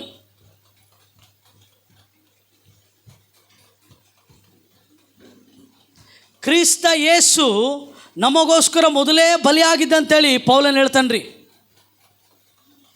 ನಮಗೋಸ್ಕರ ಒಂದು ಪಸ್ಕದ ಕುರಿ ಕೊರೆಯಲ್ಪಟ್ಟಿದೆ, ಅದು ನಮ್ಮ ಕ್ರಿಸ್ತನಾದ ಯೇಸು. ಆತ ಹೇಳ್ತಾನೆ, ಕ್ರಿಸ್ತನು ಇಂಥ ಶ್ರಮೆಗಳನ್ನು ಅನುಭವಿಸಿ ತನ್ನ ಮಹಾಪದವಿಗೆ ಸೇರುವುದು ಅಗತ್ಯವಾಗಿತ್ತಲ್ಲವೇ ಎಂದು ಹೇಳಿ, ಮೋಶೆ ಮತ್ತು ಎಲ್ಲಾ ಪ್ರವಾದಿಗಳ ಗ್ರಂಥಗಳು ಮೊದಲುಗೊಂಡು ಸಮಸ್ತ ಗ್ರಂಥಗಳಲ್ಲಿ ತನ್ನ ವಿಷಯವಾಗಿರುವ ಸೂಚನೆಗಳನ್ನು ಅವರಿಗೆ ವಿವರಿಸಿದನು. ಏನು ಮಾಡದಂತ್ರಿ, ವಿವರಿಸಿದಂತೆ. ಮೋಶೆ ಬರೆದ 5 ಗ್ರಂಥಗಳು ಯಾವುದ್ರಿ? ಆದಿಕಾಂಡ, ವಿಮೋಚನ ಕಾಂಡ, ಯಾಜಕಾಂಡ, ಧರ್ಮ. ಈ 5 ಕಾಂಡಗಳಲ್ಲಿ ಕೂಡ ಯೇಸು ಸ್ವಾಮಿ ಎಲ್ಲಿದ್ದಾನೆ ಅಂತ ತೋರಿಸ್ದಂತೆ. ಆದಾಮ ಅವಳು ಪಾಪ ಮಾಡಿದಾಗ ಅಲ್ಲಿ ಒಂದು ಬಲಿ, ಅಲ್ಲಿ ಒಂದು ಪ್ರಾಣಿ ಕೊಯ್ಯಲ್ಪಡ್ತೀರಿ, ಅದು ಕ್ರಿಸ್ತನೇ ಆಗಿದ್ದನು. ಐಗುಪ್ತ ದೇಶದಿಂದ ದೇವರು ಆ ಜನರನ್ನು ಬಿಡುಗಡೆ ಮಾಡ್ಬೇಕಾದ್ರೆ ಪಸ್ಕ ಹಬ್ಬ ಮಾಡಲ್ಪಡ್ತು, ಒಂದು ಕುರಿ ವಧಿಸಲ್ಪಡ್ತು. ಯಾವುದದು? ಅದು ಯೇಸು ಎಂಬಂಥ ಯಜ್ಞದ ಕುರಿಮರಿ. ಯಾಜಕಾಂಡದಲ್ಲಿ ನೋಡ್ತೇವೆ, ಆ ಒಂದು ಪರ್ಫೆಕ್ಟ್ ಲ್ಯಾಂಬ್, ಆ ಒಂದು ಪರಿಪೂರ್ಣವಾದ ಕುರಿ ಅದು ವಧಿಸಲ್ಪಡಬೇಕು. ಯಾಜಕನ ಅದ್ರ ಮೇಲೆ ಕೈ ಇಟ್ಟಾಗ ಈ ಎಲ್ಲ ಜನರ ದೋಷ, ಯಾಜಕನ ದೋಷ ಅದ್ರ ಮೇಲೆ ಹೋಗ್ತದೆ. ಆ ಕುರಿ ಅರ್ಪಿಸಲ್ಪಡಬೇಕು, ಅದು ಪೂರ್ಣಾಂಗವಾಗಿರಬೇಕು. ಯಾರದು? ಯೇಸು ಕ್ರಿಸ್ತನೇ. ಅರಣ್ಯದಲ್ಲಿ ಅವರಿಗೆ ಆ ಬಂಡೆಯಿಂದ ನೀರು ಕೊಟ್ಟರು. ಯಾರು ಆ ಬಂಡೆ? ಕ್ರಿಸ್ತನೇ. ಎಲ್ಲ ಹೇಳ್ದಂತೆ ಯೇಸು ಸ್ವಾಮಿ ಎಲ್ಲ ವಿವರಿಸ್ದಂತೆ ರೀ. ಇವಾಗ ನನಗೆ ವಿವರಿಸೋಕ್ಕೆ ಟೈಮ್ ಇಲ್ಲ, ಬೇರೆ ಟೈಮಲ್ಲಿ ಹೇಳ್ತೀನಿ ನಾನು. ಯೆಶಾಯನು ಆತನ ಬಗ್ಗೆ ಪ್ರವಾದನೆಯನ್ನು ಹೇಳಿದರಿ. ಪ್ರವಾದಿಗಳು ಆತನ ಬಗ್ಗೆ ಪ್ರವಾದನೆಯನ್ನು ನುಡಿದರು. ಮಲಾಕಿ ನುಡಿದನು. ನೋಡ್ತೇವೆ ಅನೇಕ ಪ್ರವಾದನೆ ಗ್ರಂಥಗಳಲ್ಲಿ ಯೇಸುವಿನ ಬಗ್ಗೆ ಉಲ್ಲೇಖವಾಗಿರೋದನ್ನು, ಅದ್ರ ಬಗ್ಗೆ ಎಲ್ಲ ಕೂಡ ಯೇಸು ಸ್ವಾಮಿ ಏನು ಮಾಡಿದಂತೆ, ಅವರಿಗೆ ವಿವರಿಸಿದ ಅಂತ. ಎಲ್ಲ ಹೇಳ್ರಿ ವಿವರಿಸಿದ. ನಮಗೆ ದೇವರ ವಾಕ್ಯದ ವಿವರಣೆ ಬೇಕ್ರಿ. The entrance of your word bringeth light. ನಿನ್ನ ವಾಕ್ಯ ವಿವರಣೆಯಿಂದ ಯುಕ್ತಿಹೀನರಿಗೆ ಜ್ಞಾನೋದಯವಾಗ್ತದಂತೆ. ಹೇಳ್ರಿ, ಯಾವಾಗ ವಾಕ್ಯವನ್ನು ವಿವರಣೆಯಾಗಿ ಕೇಳ್ತೇವೋ ಆವಾಗ ನಮ್ಮಲ್ಲಿದ್ದಂಥ ಕತ್ತಲು ಹೋಗಿ ಬೆಳಕು ಬರ್ತದೆ ರೀ. ಭಾಳ ಜನ ಯಾಕೆ ಇನ್ನೂ ಬಂಧನದಲ್ಲಿ ಜೀವಿಸ್ತಾರೆ ಅಂದರೆ ಅವರಿಗೆ ದೇವರ ವಾಕ್ಯದ ವಿವರಣೆ ಇಲ್ಲ. ಈ ಬರೆಯಲ್ಪಟ್ಟ ವಾಕ್ಯ ಯಾವಾಗ ನಿನಗೆ ಪ್ರಕಟಣೆಯಾಗಿ ಬದಲಾಗ್ತದೋ ಆವಾಗ ನಿನ್ನ ಜೀವಿತದಲ್ಲಿ ಬೆಳಕು ಬರ್ತದೆ. ಈ ಲೋಗೋಸ್ ನಿನಗೆ ಒಂದು ರೇಮವಾಗಿ ಬದಲಾಗಬೇಕು. ಈ ಬರೆಯಲ್ಪಟ್ಟ ವಾಕ್ಯ ನಿನಗೆ ಒಂದು ಪ್ರಕಟಣೆಯಾಗಿ ಬದಲಾದಾಗಲೇ ನಿನ್ನ ಜೀವಿತ ಬದಲಾಗೋದು, ಇಲ್ಲಾಂದರೆ ಬದಲಾಗೋದಿಲ್ಲ. ನಿನ್ನ ವಾಕ್ಯ ವಿವರಣೆಯಿಂದ ಯುಕ್ತಿಹೀನರಿಗೆ ಅಂದರೆ ಜ್ಞಾನ ಇಲ್ಲದವ್ರಿಗೆ ಏನು ಉಂಟಾಗ್ತಂತೆ? ಬೆಳಕುಂಟಾಗ್ತದಂತೆ. ಯೇಸು ಅವರಿಗೆ ವಿವರಿಸಿದ. ಯಾಕೆ ಮೊಬ್ಬಾಗ್ಬಿಟ್ರು ಅವರು ಕಣ್ಣುಗಳು ಮುಚ್ಚಲ್ಪಟ್ಟದ್ದು, ಆತ್ಮಿಕ ಕಣ್ಣುಗಳು. ಅವರ ಹೃದಯ ಕಠಿಣ ಆಗಿಬಿಟ್ಟೈತೆ. ಅವ್ರ ಎದುರಿಗೆ ಮಾತಾಡೋನು ಯೇಸು ಸ್ವಾಮಿ ಅಂತ ಕೂಡ ಅವರು ಗ್ರಹಿಸಲಾರದೆ ಹೋದರು. ಇವರು ಕೂಡ ಯಾರಂತೆ? ಶಿಷ್ಯರಂತ. ಯೇಸು ಸ್ವಾಮಿಗೆ ಭಾಳ ಜನ ಶಿಷ್ಯರಿದ್ದರು. ನಮಗೆ ಬರೀ 12 ಜನ ಗೊತ್ತು, ಆದರೆ 70 ಜನ ಶಿಷ್ಯರಿದ್ದರು, 120 ಮಂದಿ ಇದ್ದರು, ಭಾಳ ಜನ ಇದ್ದರು ಶಿಷ್ಯರು. ಇವರು ಕೂಡ ಶಿಷ್ಯರೇ, ಆದರೆ ಇವರು ಮೇನ್ ಸರ್ಕಲಲ್ಲಿರೋ ಶಿಷ್ಯರಲ್ಲ. ಯೇಸು ಸ್ವಾಮಿ ಹಿಂದೆ ಹೋಗ್ತಾ ಇದ್ದ ಶಿಷ್ಯರು ಇವರು ಬುದ್ಧಿ ತೆರೆಯಲ್ಪಟ್ಟಿಲ್ಲ ಅಂತಾರೆ. ಆಮೇಲೆ ಎಲ್ಲ ವಿಷಯಗಳನ್ನು ಎಕ್ಸ್ಪ್ಲೇನ್ ಮಾಡಿದ್ಮೇಲೆ ಅವ್ರು ಏನು ಹೇಳ್ತಾರೆ ನೋಡ್ರಿ. ಅವರು ಹೋಗುತ್ತಿರುವ ಹಳ್ಳಿಯ ಸಮೀಪಕ್ಕೆ ಬಂದಾಗ ಆತನು ಇನ್ನು ಮುಂದಕ್ಕೆ ಹೋಗುವವನಂತೆ ಕಾಣಿಸಿದನು. ಆದರೆ ಅವರು, ನಮ್ಮ ಸಂಗಡ ಇರು, ಸಂಜೆಯಾಯಿತು, ಹೊತ್ತು ಇಳಿಯುತ್ತಾ ಬಂತು ಎಂದು ಆತನಿಗೆ ಹೇಳಿ ಬಲವಂತ ಮಾಡಲು ಆತನ ಅವರ ಕೂಡ ಇರುವುದಕ್ಕೆ ಊರೊಳಕ್ಕೆ ಹೋದನು. ಆತನು ಅವರ ಸಂಗಡ ಊಟಕ್ಕೆ ಕೂತುಕೊಂಡಾಗ ರೊಟ್ಟಿಯನ್ನು ತೆಗೆದುಕೊಂಡು ದೇವರ ಸ್ತೋತ್ರ ಮಾಡಿ ಮುರಿದು ಅವರಿಗೆ ಕೊಡುತ್ತಿರಲಾಗಿ ಅವರ ಕಣ್ಣುಗಳು ತೆರೆದವು. ಏನು ಮುರಿದಾಗ ಅವ್ರ ಕಣ್ಣು ತೆರೆಯಲ್ಪಟ್ಟಿದಂತ್ರಿ? ಜ್ವರ ಹೇಳ್ಬೇಕು. ಏನು ಮುರಿದಾಗ ಹೇಳ್ರಿ? ಏನು ಮುರಿದಾಗ? ಪ್ರಿಯರೇ, ರೊಟ್ಟಿ ದೇವರ ವಾಕ್ಯಕ್ಕೆ ಅದು ಸಾದೃಶ್ಯವಾಗಿದೆ. ರೊಟ್ಟಿ ಕ್ರಿಸ್ತನ ದೇಹಕ್ಕೆ ಅದು ಸಾದೃಶ್ಯವಾಗಿದೆ. ಪ್ರಿಯರೇ, ಯೇಸು ಹೇಳ್ದ, ನಿಮ್ಮ ಜನರು ಅಲ್ಲಿ ಮನ್ನಾ ತಿಂದರು, ಅವರು ರೊಟ್ಟಿ ತಿಂದರು, ಏನಾದರೂ ಸತ್ತು ಹೋದರು. ಆದರೆ ನನ್ನ ಮಾಂಸವನ್ನು ತಿನ್ನುವವನು ಎಂದಿಗೂ ಸಾಯೋದಿಲ್ಲ. ನಾನೇ ಪರಲೋಕದ ರೊಟ್ಟಿ, ಜೀವ ಕೊಡುವ ರೊಟ್ಟಿ ನಾನೇ. ನಿಮ್ಮ ಹಿರಿಯರು ಮನ್ನಾ ತಿಂದರು, ಸತ್ತು ಹೋದರು, ಆದರೆ ನನ್ನ ಮಾಂಸವನ್ನು ತಿಂದು ನನ್ನ ರಕ್ತವನ್ನು ಕುಡಿಯುವವನು ಎಂದಿಗೂ ಸಾಯುವುದಿಲ್ಲ, ಅವನಲ್ಲಿ ನಿತ್ಯ ಜೀವ ಉಂಟು. ಯೇಸು ರೊಟ್ಟಿ ಮುರಿದಂತರಿ. ರೊಟ್ಟಿ ಮುರಿದು ಅವ್ರಿಗೆ ಕೊಟ್ಟಿದ ತಕ್ಷಣ ಅವರ ಕಣ್ಣುಗಳೇನಾದವಂತೆ? ಎಲ್ಲೆಲ್ರಿ ತೆರೆಯಲ್ಪಟ್ಟವು. ಹೇಳ್ರಿ, ತೆರೆಯಲ್ಪಟ್ಟವು. ಇನ್ನೊಂದು ಅರ್ಥದಲ್ಲಿ ಹೇಳ್ಬೇಕಂದ್ರೆ, ಎಲ್ಲಿಯ ತನಕ ನೀನು ಮುರಿಯಲ್ಪಡೋದಿಲ್ಲವೋ ಅಲ್ಲಿಯ ತನಕ ದೇವರು ತನ್ನನ್ನು ನಿನಗೆ ಪ್ರಕಟಿಸಿಕೊಳ್ಳೋದಿಲ್ಲ. ಮುರಿಯಲ್ಪಡೋದಂದ್ರೆ ಅರ್ಥ ಏನು ಪ್ರಿಯರೇ? ನಿನ್ನನ್ನು ನೀನು ತಗ್ಗಿಸಿಕೊಳ್ಳೋದು. ಜನ ನಿನ್ನನ್ನು ಅನ್ನಬಾರದ ಮಾತುಗಳಂದಾಗ ಅವುಗಳನ್ನು ಸಹಿಸಿಕೊಳ್ಳೋದು. People will humiliate you, even that humiliate when you suffer in humiliated, when you ಅದನ್ನು ನೀನು ರಿಸೀವ್ ಮಾಡ್ಕೊಂಡಾಗ ದೇವರು ತನ್ನ ತಾನು ಪ್ರಕಟಿಸ್ಕೊಳ್ತಾನೆ. ದೇವರು ದೀನರಿಗೆ ತನ್ನ ಕೃಪೆಯನ್ನು ಕೊಡ್ತಾನಂತೆ, ಅಹಂಕಾರಿಗಳನ್ನು ಆತನು ಎದುರಿಸ್ತಾನಂತೆ. ತನ್ನನ್ನು ತಗ್ಗಿಸ್ಕೊಳ್ಳುವವನು ಏನಾಗ್ತಾನಂತೆ? ಪ್ರಿಯರೇ, ನಾವು ಮುರಿಯಲ್ಪಡಬೇಕ್ರಿ. ನಾವು ಹೇಳ್ಬೇಕು, ದೇವರೇ ನನ್ನನ್ನು ಮುರಿಯಪ್ಪ. ನೀನು ಮುರಿಯಲ್ಪಡದೆ ಹೋಗಿದ್ರೆ ನೀನು ಹಂಚಲ್ಪಡಲಿಕ್ಕೆ ಸಾಧ್ಯವಿಲ್ಲ ಪ್ರಿಯರೇ. ನೀನು ಮುರಿಯಲ್ಪಟ್ಟಾಗಲೇ ದೇವರು ನಿನ್ನನ್ನು ಹಂಚಲಿಕ್ಕೆ ಸಾಧ್ಯ. ಹೇಳ್ರಿ, ನಾನು ನೀನು ಮುರಿಯಲ್ಪಡಬೇಕು. ನಾನು ನೀನು ಯಾವಾಗ ಮುರಿಯಲ್ಪಡ್ತೇವೋ ಆವಾಗ ಮಾತ್ರ ನಾವು ಹಂಚಲ್ಪಡ್ತೇವೆ ಪ್ರಿಯರೇ. ಅದರ ಅರ್ಥ ಏನು? ನಾನು ನೀನು ಯಾವಾಗ ಮುರಿಯಲ್ಪಡ್ತೇವೋ ಆವಾಗಲೇ ದೇವರು ನಮ್ಮನ್ನು ಉಪಯೋಗಿಸ್ಕೊಳ್ತಾನೆ ರೀ. ದೇವರು ಮುರಿಯಲ್ಪಟ್ಟವರನ್ನೇ ತಿರುಗಿ ಕಟ್ಟುತ್ತಾನ್ರಿ. ಮನ ಮುರಿದವರಿಗೆ ಆತನು ನೆರವಾಗ್ತಾನಂತಾರೆ. ಕುಗ್ಗಿ ಹೋದ ಮನಸ್ಸನ್ನು ಆತನು ಎಂದಿಗೂ ತಿರಸ್ಕರಿಸೋದಿಲ್ಲ. ನಾನು ನೀನು ರೊಟ್ಟಿ ಹಾಗೆ ಮುರಿಯಲ್ಪಡಬೇಕು ರೀ. ಹೆಂಗಪ್ಪ ದೇವರು ಮುರಿತಾನೆ? ಅನೇಕ ವಿಧದಲ್ಲಿ ದೇವರು ಮುರಿತಾನೆ ರೀ. ನೀನು ಎಲ್ಲಿ ಕೆಲಸ ಮಾಡ್ತೀಯೋ ಅಲ್ಲಿ ನೀನು ಮುರಿತಾನೆ ದೇವರು. ನೀನಿರುವ ಜನರ ಮಧ್ಯದಲ್ಲಿ ಮುರಿತಾನೆ. ಒಂದೊಂದು ಸಾರಿ ನೀನು ತೆಗೆದುಕೊಂಡಂಥ ನಿರ್ಣಯಗಳಲ್ಲಿ ದೇವರು ನಿನ್ನನ್ನು ಮುರಿತಾನೆ. ಆದರೆ ಎಲ್ಲ ಮುರಿಯಲ್ಪಟ್ಟ ಸ್ಥಿತಿಗಳಲ್ಲಿ ಕೂಡ ನೀನು ದೇವರ ಮೇಲೆ ಆಧಾರಪಟ್ಟು ಜೀವಿಸಿದಾಗ ಆತನು ತಿರುಗಿ ನಿನ್ನ ಮುರಿದು ಹೋದ ಜೀವಿತವನ್ನು ಕಟ್ಟುವ ಆತನಾಗಿದ್ದಾನೆ. ಹಲ್ಲೆಲೂಯಾ. ಗಾಯ ಮಾಡುವವನು ಆತನೇ, ಗಾಯವನ್ನು ಕಟ್ಟುವವನು ಆತನೇ. ಆತನ ಕೈಯಲ್ಲಿ ಔಷಧ ಮಿಶ್ರಿತವಾದ ನೀರುಂಟಂತೆ ರೀ. ಆಮೇನ್. ಔಷಧ ಮಿಶ್ರಿತವಾದ ಪಾತ್ರೆ ಉಂಟಂತೆ. ಆತನ ಕಟ್ತಾನ್ರಿ, ಆತ ನಮ್ಮನ್ನು ಗುಣಪಡಿಸ್ತಾನೆ. 103ನೇ ಕೀರ್ತನೆ ಹೇಳ್ತಾನೆ, ಆತನು ನಮ್ಮನ್ನು ವಾಸಿ ಮಾಡುವವನು. ನಾನು ನೀನೇನಾಗಬೇಕ್ರಿ? ಮುರಿಯಲ್ಪಡಬೇಕು. ಮುರಿಯಲ್ಪಟ್ಟಾಗ ಅವ್ರ ಕಣ್ಣು ಏನಾಯ್ತಂತ್ರಿ? ತೆರೆಯಲ್ಪಡ್ತು. ಇನ್ನೊಂದು ಮಾತನ್ನ ಹೇಳ್ಬೇಕಂದ್ರೆ, ನೀನು ಯಾವಾಗ ವಾಕ್ಯವನ್ನು ಓದ್ತೀಯೋ ಪವಿತ್ರಾತ್ಮನ ವಾಕ್ಯದ ಪ್ರಕಟಣೆ ನೀನು ಕೊಡ್ತಾನೆ. ಆವಾಗ ನಿನ್ನ ಆತ್ಮಿಕ ಕಣ್ಣುಗಳು ಏನಾಗ್ತದೆ? ತೆರೆಯಲ್ಪಡ್ತದ್ರಿ. ನಾವು ನಮ್ಮ ಶಾರೀರಿಕ ಕಣ್ಣಿಗೆ ಸ್ಪೆಕ್ಸ್ ಹಾಕ್ತೀವಿ, ನಮ್ಮ ಆತ್ಮಿಕ ಕಣ್ಣಿಗೆ ಕೂಡ ಸ್ಪೆಕ್ಸ್ ಹಾಕಬೇಕು. ಹಾಂ, ನಾವು ಚೆನ್ನಾಗಿ ಕಾಣಕ್ಕೆ ಏನಕ್ಕೆ ಕಳ್ತೀವಿ? ಸ್ವಲ್ಪ ಜನ ಗಾಗಲ್ಸ್ ಹಾಕಂತೀವಲ್ಲ, ಗ್ಲಾಸು, ಕನ್ನಡಕ, ಒಳ್ಳೇದ್ರಿ. ಆದರೆ ನಮ್ಮ ಆತ್ಮಿಕ ಕಣ್ಣುಗಳು ಏನಾಗೈತೆ ರೀ? ನಮ್ಮ ಆತ್ಮಿಕ ಕಣ್ಣುಗಳು ಏನಾಗೈತೆ? ಪೌಲನು ಸೌಲನಾಗಿದ್ದಾಗ ಅವನು ದೇವರನ್ನು ನಂಬಿದವನೇ, ಆದರೆ ಅವನ ಆತ್ಮಿಕ ಕಣ್ಣುಗಳು ತೆರೆಯಲ್ಪಟ್ಟಿರಲಿಲ್ಲ. ಆ ದಮಸ್ಕ ಹಾದಿಯಲ್ಲಿ ಹಾದು ಹೋಗ್ತಿರ್ಬೇಕಾದ್ರೆ ದೇವರವನನ್ನು ಸಂದರ್ಶಿಸಿದನು. ಅವನ ಶಾರೀರಿಕ ಕಣ್ಣುಗಳು ಕುರುಡಾದವಾಗಲಿ, ಅವನ ಆತ್ಮಿಕ ಕಣ್ಣುಗಳು ಬೆಳಗಿಸಲ್ಪಟ್ಟವು. ಹಲ್ಲೆಲೂಯಾ. ಯಾವಾಗ ಹನನೀಯನ ಹತ್ರ ಹೋದನೋ, ಹನನೀಯ ಪ್ರಾರ್ಥನೆ ಮಾಡಿದ ಕಣ್ಣು ಬಂದವು. ಅವಾಗ ಏನೋ ಪರದೆ ಕಳಚಿ ಬಿತ್ತಂತ್ರಿ. ನಮಗೂ ಕೂಡ ಆ ಗರ್ವ, ಅಹಂಕಾರ, ನನಗೆಲ್ಲ ಗೊತ್ತು, ನನಗೆ ತಲಾಂತಿದೆ, ನಾನೇ ಚೆನ್ನಾಗಿ ಮಾಡ್ತೀನಿ ಅನ್ನುವಂಥ ಪರದೆಗಳು ಕಳಚಿ ಬೀಳ್ಬೇಕ್ರಿ.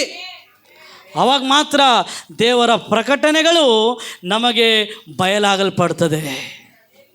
ಹಲ್ಲೆಲೂಯಾ. ಇಲ್ಲ ಅಂದರೆ ಸಾಧ್ಯವಿಲ್ಲ. ಇವರ ಕಣ್ಣುಗಳು ತೆರೆಯಲ್ಪಟ್ಟುವಂತ್ರಿ. ಆಮೇನ್. ಇವರ ಕಣ್ಣುಗಳು ಏನಾದವಂತೆ? ತೆರೆಯಲ್ಪಟ್ಟುವಂತ್ರಿ. ಅದಾದಮೇಲೆ ನಾವು ಇನ್ನೊಂದು ಭಾಗವನ್ನು ನಾವು ನೋಡಿಕೊಳ್ಳೋಣ ಪ್ರಿಯರೇ. ನನಗೆ ಭಾಳ ಇಷ್ಟವಾದ ಸಂಗತಿ ಇದು. ಯೇಸು ಸ್ವಾಮಿ ಎಲ್ಲರಿಗಿಂತ ಮುಂಚೆ ಯಾರಿಗೆ ಕಾಣಿಸ್ಕೊಳ್ತಾನೆ? ಮಗ್ದಲದ ಮರಿಯಳಿಗೆ. Beautiful woman. 7 ದೆವ್ವ ಇತ್ತಂತ ಆಕೆಗೆ. 7 ದೆವ್ವಗಳಿಂದ ಆಕೆಗೆ ಯೇಸು ಸ್ವಾಮಿ ಏನು ಕೊಟ್ಟಿದಂತೆ? ಬಿಡುಗಡೆ ಕೊಡಿ. ಇವಾಗ ನೋಡ್ರಿ, ಯೋಹಾನ ಬರೆದ ಸುವಾರ್ತೆ 20ನೇ ಅಧ್ಯಾಯ 11ನೇ ವಚನದಿಂದ ನಾವು ಓದಿಕೊಳ್ಳೋದಾದರೆ, ಆದರೆ ಮರಿಯಳು ಹೊರಗೆ ಸಮಾಧಿಯ ಬಳಿಯಲ್ಲಿ ಅಳುತ್ತಾ ನಿಂತಿದ್ದಳು. ಹೀಗೆ ಆಕೆ ಅಳುತ್ತಿರುವಾಗ ಸಮಾಧಿಯೊಳಗೆ ಬೊಗ್ಗಿ ನೋಡಲು ಯೇಸುವಿನ ದೇಹವು ಇಟ್ಟಿದ್ದ ಸ್ಥಳದಲ್ಲಿ ಬೆಳ್ಳಗಿರುವ ವಸ್ತ್ರಗಳನ್ನು ಹೊದ್ದುಕೊಂಡ 2 ದೇವದೂತರನ್ನು ಕಂಡಳು. ಅವರಲ್ಲಿ ಒಬ್ಬನು ತಲೆ ಇದ್ದ ಕಡೆಯಲ್ಲಿ, ಒಬ್ಬನು ಕಾಲಿದ್ದ ಕಡೆಯಲ್ಲಿ ಕೂತಿದ್ದರು. ಅವರು ಆಕೆಯನ್ನು, ಅಮ್ಮ, ನೀನು ಯಾಕೆ ಅಳುತ್ತಿ ಎಂದು ಕೇಳಲು ಆಕೆ, ನನ್ನ ಸ್ವಾಮಿಯನ್ನು ತೆಗೆದುಕೊಂಡು ಹೋಗಿದ್ದಾರೆ, ಆತನನ್ನು ಎಲ್ಲಿ ಇಟ್ಟಿದ್ದಾರೋ ನನಗೆ ಗೊತ್ತಿಲ್ಲ ಅಂದಳು. ಇದನ್ನು ಹೇಳಿ ತಿರುಗಿಕೊಂಡು ಯೇಸು ನಿಂತಿರುವುದನ್ನು ಕಂಡಳು. ಆದರೆ ಆತನು ಯೇಸು ಅಂತ ಆಕೆಗೆ ತಿಳಿಯಲಿಲ್ಲ. ಯೇಸು ಆಕೆಯನ್ನು, ಅಮ್ಮ, ಯಾಕೆ ಅಳುತ್ತಿ? ಯಾರನ್ನು ಹುಡುಕುತ್ತಿ ಎಂದು ಕೇಳಲು ಆಕೆ ಆತನನ್ನು ತೋಟಗಾರನೆಂದು ನೆನೆಸಿ ಆತನಿಗೆ, ಅಯ್ಯ, ನೀನು ಆತನನ್ನು ಎತ್ತಿಕೊಂಡು ಹೋಗಿದ್ದರೆ ಎಲ್ಲಿ ಇಟ್ಟಿದ್ದೀ? ನನಗೆ ಹೇಳು, ನಾನು ತೆಗೆದುಕೊಂಡು ಹೋಗುತ್ತೇನೆ ಎಂದು ಹೇಳಿದಳು. ಯೇಸು ಆಕೆಗೆ, ಮರಿಯಳೇ ಎಂದು ಹೇಳಿದನು. ಆಕೆ ತಿರುಗಿಕೊಂಡು ಇಬ್ರಿಯ ಮಾತಿನಲ್ಲಿ ರಬ್ಬೂನಿ ಅಂದಳು. ರಬ್ಬೂನಿ ಅಂದ್ರೆ ಗುರುವೇ ಎಂದು ಅರ್ಥ. ಯೇಸು ಆಕೆಗೆ, ನನ್ನನ್ನು ಹಿಡಿಯಬೇಡ, ಯಾಕಂದರೆ ನಾನು ಇನ್ನು ತಂದೆಯ ಬಳಿಗೆ ಏರಿ ಹೋದವನಲ್ಲ. ನೀನು ನನ್ನ ಸಹೋದರರ ಬಳಿಗೆ ಹೋಗಿ, ನಾನು ನನ್ನ ತಂದೆಯೂ ನಿಮ್ಮ ತಂದೆಯೂ ನನ್ನ ದೇವರು ನಿಮ್ಮ ದೇವರು ಆಗಿರುವ ಆತನ ಬಳಿಗೆ ಏರಿ ಹೋಗುತ್ತೇನೆ ಎಂದು ಅವರಿಗೆ ಹೇಳು ಅಂದನು. ಮಗ್ದಲದ ಮರಿಯಳು ಹೋಗಿ, ನಾನು ಸ್ವಾಮಿಯವರನ್ನು ನೋಡಿದ್ದೇನೆ. ನಾನು ಸ್ವಾಮಿಯನ್ನ ನೋಡಿದ್ದೇನೆ, ಆತನು ಇಂಥಿಂಥದನ್ನು ನನಗೆ ಹೇಳಿದನು ಎಂದು ಶಿಷ್ಯರಿಗೆ ತಿಳಿಸಿದಳು. ಅದೇ ದಿವಸದ, ಅಂದರೆ ವಾರದ ಮೊದಲನೆಯ ದಿವಸದ ಸಂಜೆಯಲ್ಲಿ ಶಿಷ್ಯರು ಯಹೂದ್ಯರ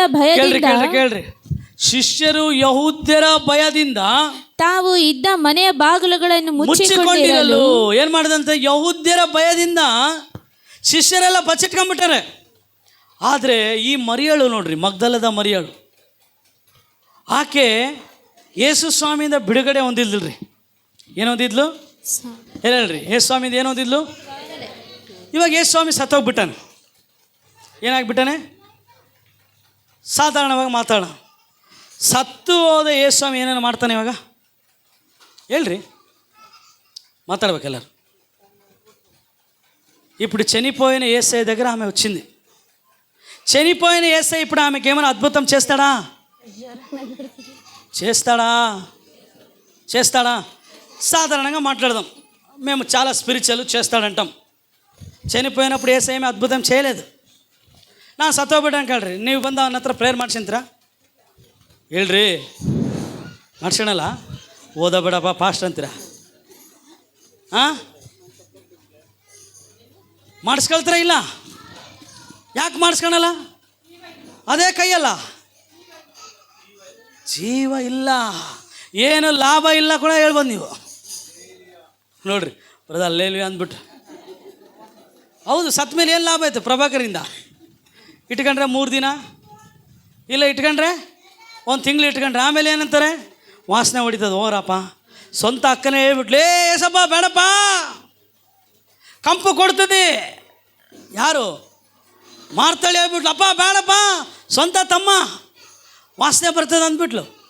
ಮಾಮೂಲೆ. ನಾನು ಯಾಕೆ ಇದನ್ನು ಹೇಳ್ತಾ ಇದ್ದೀನಿ ಕೇಳ್ರಿ. ಎಲ್ಲರಿಗೆ ಯೇಸು ಪ್ಲಸ್ ಅದ್ಭುತ ಬೇಕು, ಯೇಸು ಪ್ಲಸ್ ಆಶೀರ್ವಾದ ಬೇಕು, ಯೇಸು ಪ್ಲಸ್ ಅಭಿವೃದ್ಧಿ ಬೇಕು. ಬರೇ ಯೇಸು ಯಾರಿಗಾನ ಬೇಕಾ? ಹೇಳ್ರಿ. ఎందుకమ్మా వస్తున్నావు చర్చికి? ఫస్ట్ ఎలాగనే కాదు, ఇది నుంచి విడిపియాలి ఫస్ట్. ఎందుకమ్మా ಚರ್ಚಿ ಬಂದು ಹೆಂಗನ ಆಗಿ ಒಂದು ಅದ್ಭುತ ಆಗಬೇಕು ಫಸ್ಟ್, ಅದಕ್ಕೆ ಬರ್ತಾ ಇದ್ದೀನಿ. ಯೇಸುವಿಗಾಗಿ ಯಾರಮ್ಮ ಬರ್ತಾ ಇದ್ದಾರಾ? ಹೇಳ್ರಿ. ಯೇಸು ಜೀವಂತವಾಗಿದ್ದಾಗ, ಯೇಸು ಅದ್ಭುತಗಳನ್ನು ಮಾಡ್ಬೇಕಾರೆ, 5 ರೊಟ್ಟಿ 2 ಮೀನು ಮಾಡ್ಬೇಕಾರೆ, ನೀರಿನ ಮೇಲೆ ನಡ್ಕೊಂಡು ಬರ್ತಿರ್ಬೇಕಾರೆ, ಕುಷ್ಠರೋಗಿಗಳನ್ನು ವಾಸಿ ಮಾಡ್ಬೇಕಾರೆ, ಸತ್ತವ್ರನ್ನ ಎಬ್ಬಿಸ್ಬೇಕಾರೆ ಎಲ್ಲರೂ ಇದ್ರು. ಯಾಕೆ? ಅವರಿಗೆ ಯೇಸು ಅದ್ಭುತ, ಯೇಸು ಊಟ, ಯೇಸು ಸಮೃದ್ಧಿ ಎಲ್ಲ ಬೇಕು ಅವರಿಗೆ. ಇವಾಗ ಮಗ್ದಲದ ಮರಿಯೋಳು ಹಂಗಿಲ್ಲ ನೋಡ್ರಿ. ಆಕೆಗೆ ಯಾರು ಬೇಕಂತೀರಿ?